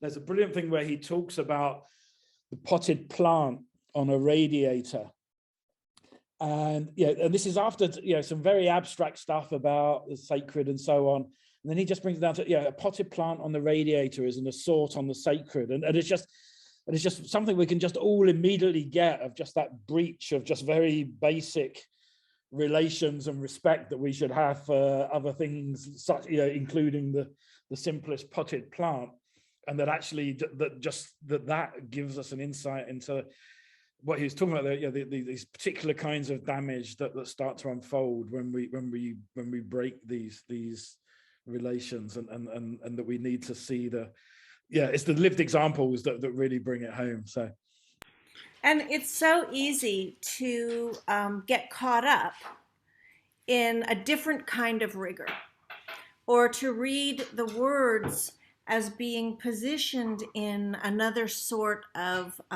context, and to forget that actually Gregory and his father, and I mean, this goes back, that there is this, sorry, I knew the dog was going to start barking, this deep love underneath all of it. And that's really important, because we need that now. Yeah. And it's you know, you talked about being able to hold a dualism and go beyond it at the same time. And you know, if you think about that in terms of the divisiveness and the polarity of the world we're living in, it's what is it that's going to allow that type of epistemology to even be the premises, right? And it has to be affection. So yeah. No, I think that's absolutely right, and I think this is why it's such a pleasure to have this conversation here actually as well at the Parry Center, because as I said, I mean but David Peate's last work around gentle action is actually just so similar actually to the kind of careful practice that we see in Gregory Bateson's work. It's I mean, they were a generation apart. They I don't think they ever met, but it's kind of nice to imagine. Oh, I can see two hands here. I don't know who was first, but Gary Goldberg and Robert Skeens. Come in, Gary. Sure. Yes. Can you hear me, folks? Yeah. Okay. This was a tremendous talk. Thank you so much, Jon. And it's so important in this day and age, as Nora said as well, to recognize, you know, the sacred, and that it's not an accident that he comes to this point where the sacred is the key, because the difference between the sacred and the human is that we live in time and the sacred lives outside of time, so that the sacred can bridge paradox. The sacred can be both at the same time. And we cannot.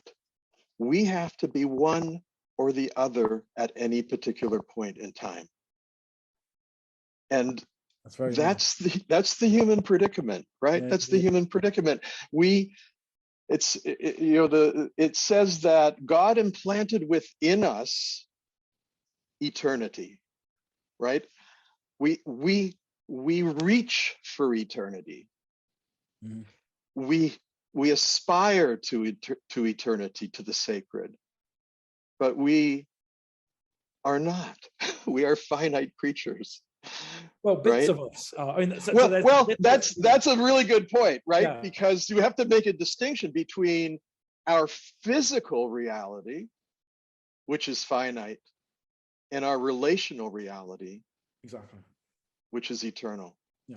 Well, and even you know, I mean, if we follow the connections of our physical reality, there's, you know, it's the whole history of the universe up until this point was required to get us here, and we're, you know, metabolizing out in all kinds of ways, but certainly our consciousness is absolutely only able to deal with I mean, the bringing in of the time, I thought was very beautiful. That's no, I hadn't thought about that. I mean, absolutely, consciousness exists at a particular moment of time, doesn't it? And the sacred has a different temporal relation to, for sure.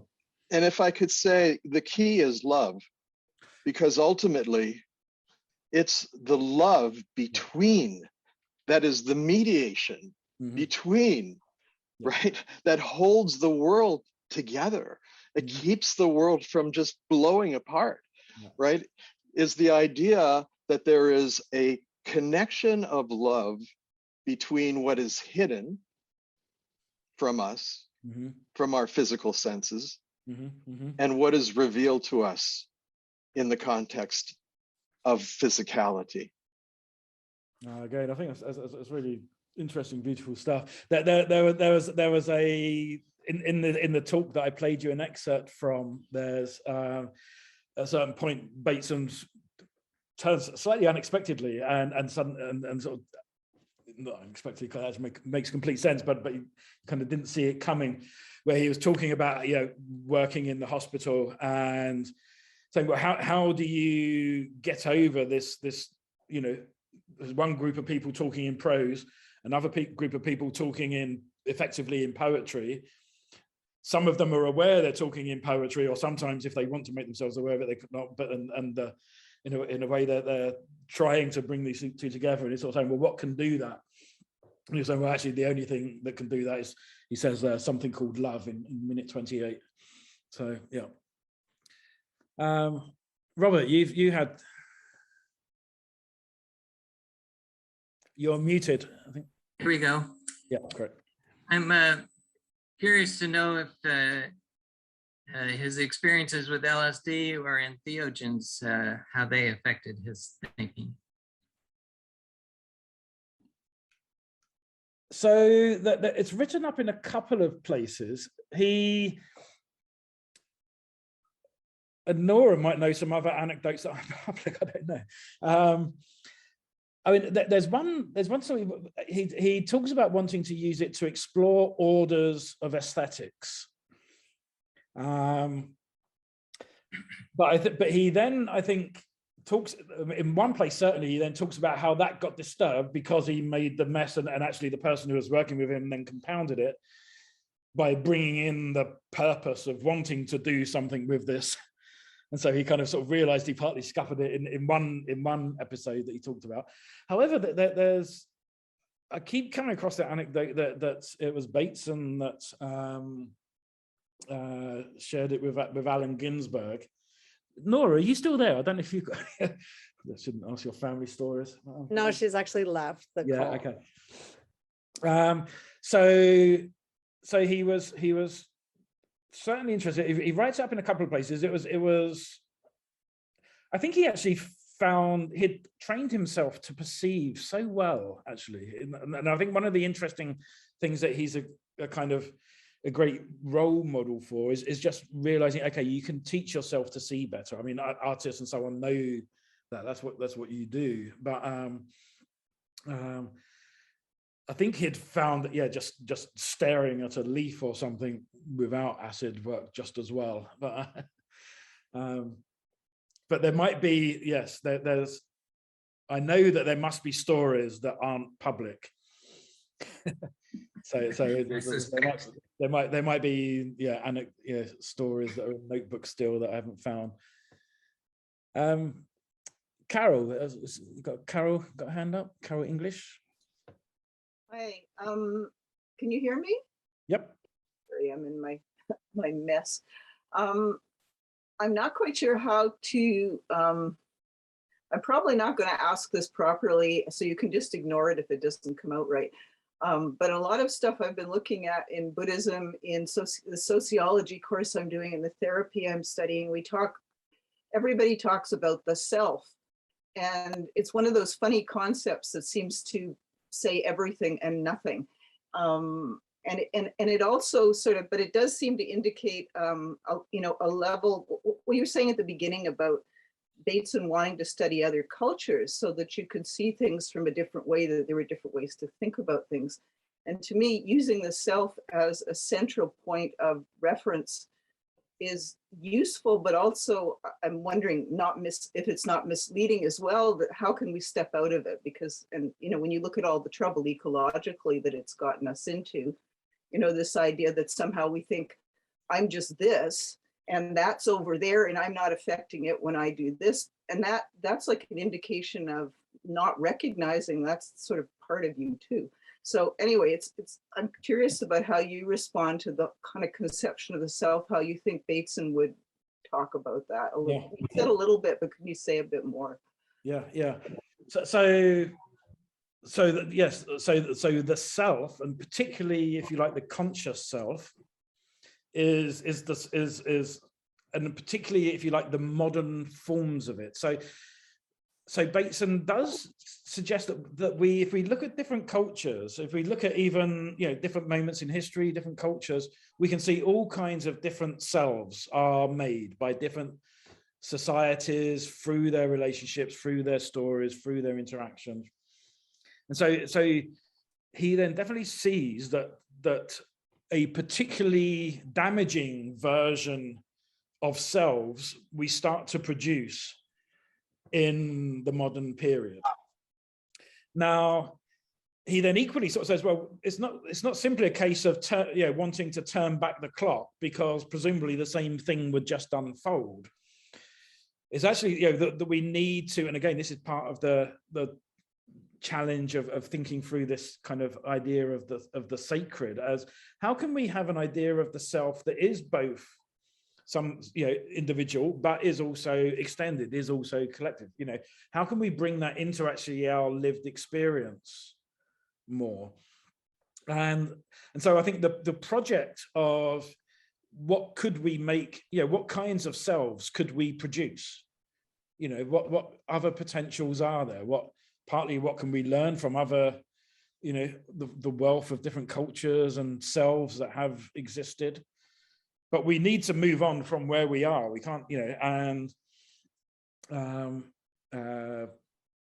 it's a tricky problem, because it's our conscious selves that's identifying the problem with our conscious selves, and so any solution that's on the basis of our conscious selves is likely to reinforce those same problems. And so it's about being, increasing a sensitivity to otherness in all its multifarious forms. I think that's when you think about, like, you're made up of cells, and in a sense they have cells themselves. The cells have, like, there's multi layers of it. So why in heck is the consciousness apparently this particular level, which must mean that this, individual bodies can move around and become actors in the world. But it also leads to a lot of I think sort of delusion about what's you and what isn't you, and leads to some very peculiar actions that I think. I mean, so one of the, when Bateson's talking about some things in kind of Narvan and so on, and more generally, there's this idea emerges that if you like, say like the religious and mythic structure of a culture. I mean, he talked about the Protestant Catholic examples, but we can imagine any kind of one. And the kind of point that he makes in different ways in various places is that typically, at the superficial level, the content of those myths and religions and so on, isn't right. It's the planet isn't on the back of a turtle, nor is it whatever, However, if you like, the bigger structures of those myths and stories, he argues, are often based upon, if you like, metaphorically taken from bigger ecological patterns that we see in the world. And so engaging with the, if you like, the religious stories is, while superficially incorrect, those stories nonetheless contain ecological truths in their patterns of organization. So they become and culturally held self. Yes, well, I mean, so the idea is that we've had that some previous human societies, those myths have been able to act as a kind of learning environment themselves for such that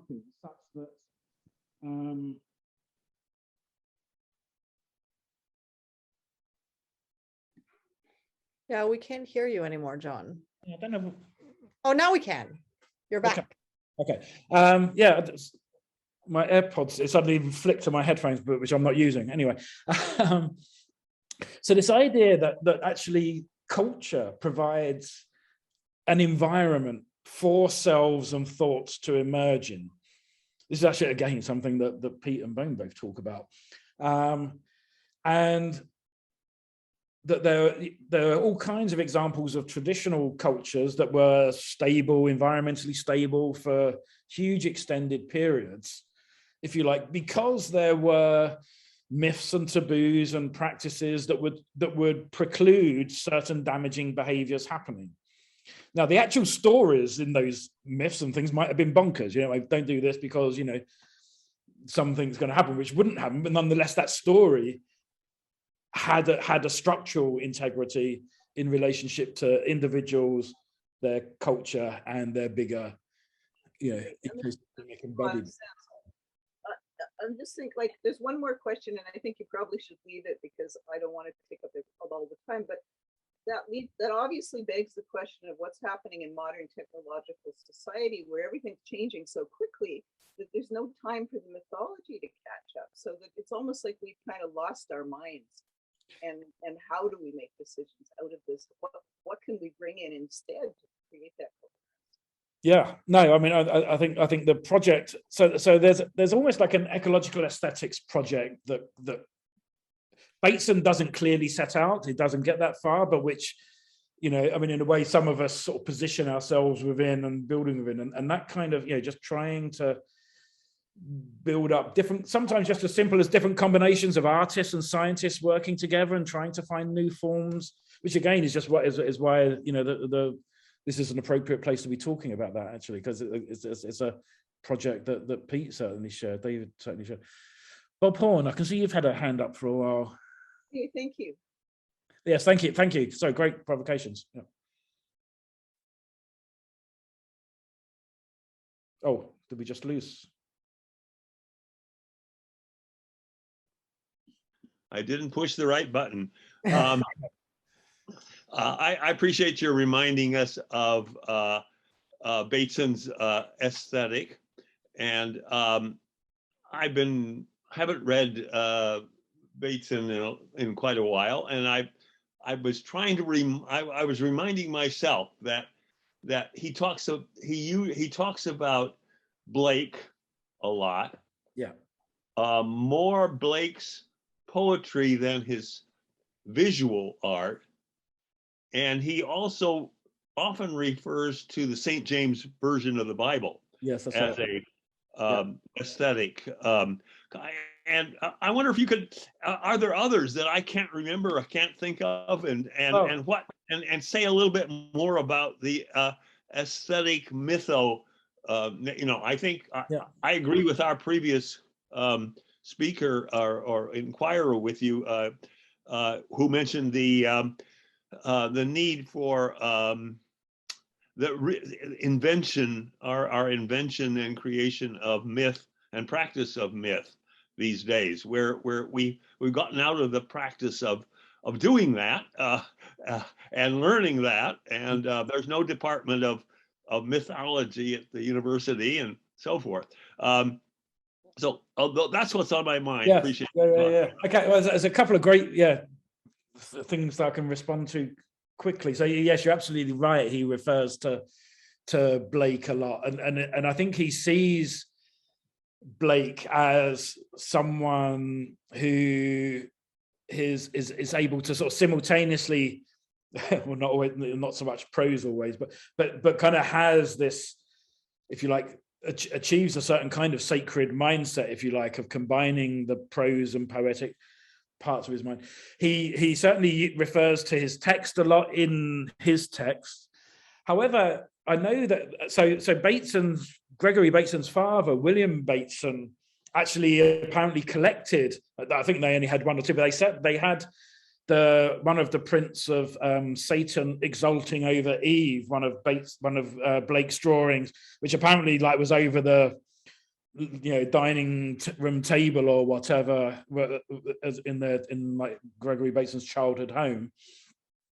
So and I know from anecdotes of the teaching practices that he would sometimes bring in a Blake print and ask people just to discuss what they're seeing. In fact, I was reading who was it? Was it Stephen? I'm not entirely sure.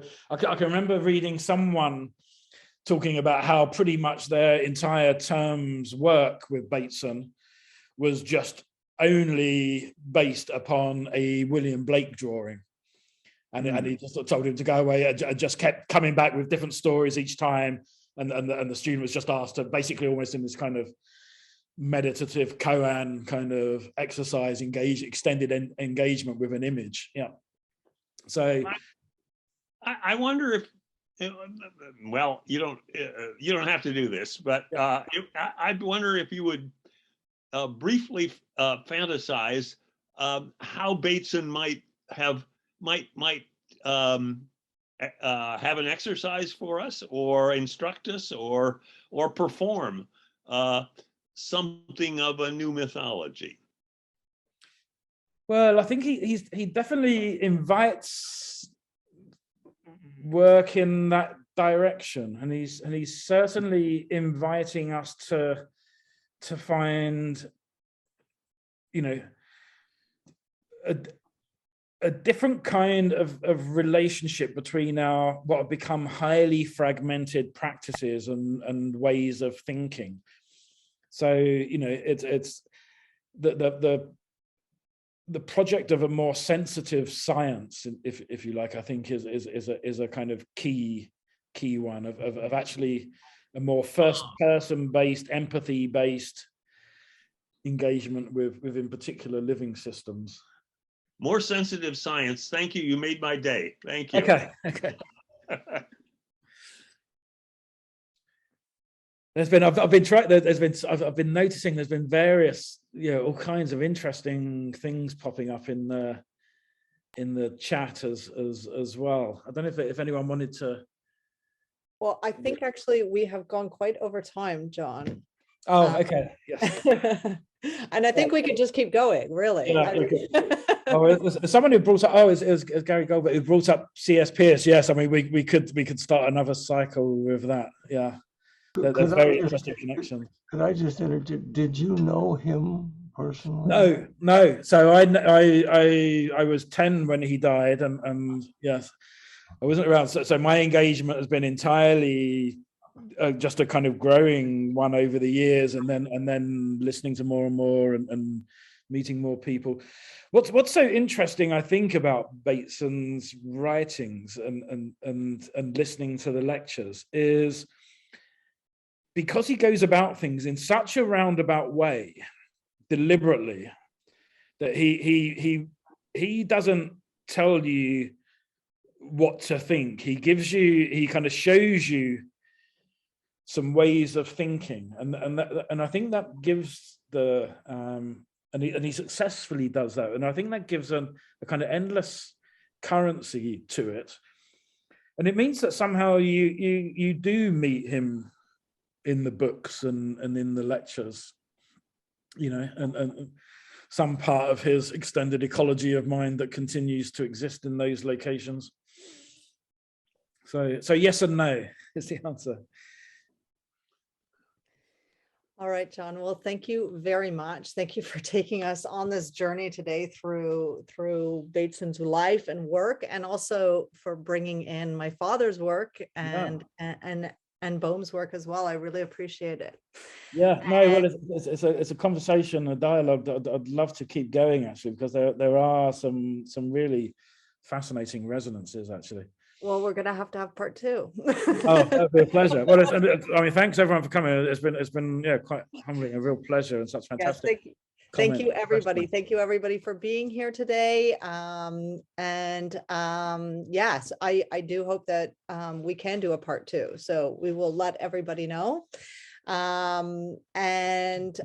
We hope to see you all next week on Wednesday, when we will have the next episode in our series, the Future Scientist.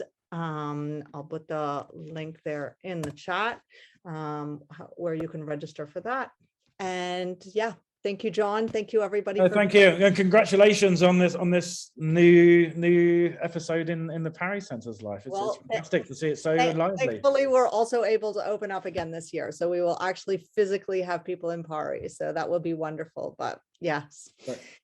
Thank you, everybody. I look forward to seeing you at the next event. Thank you.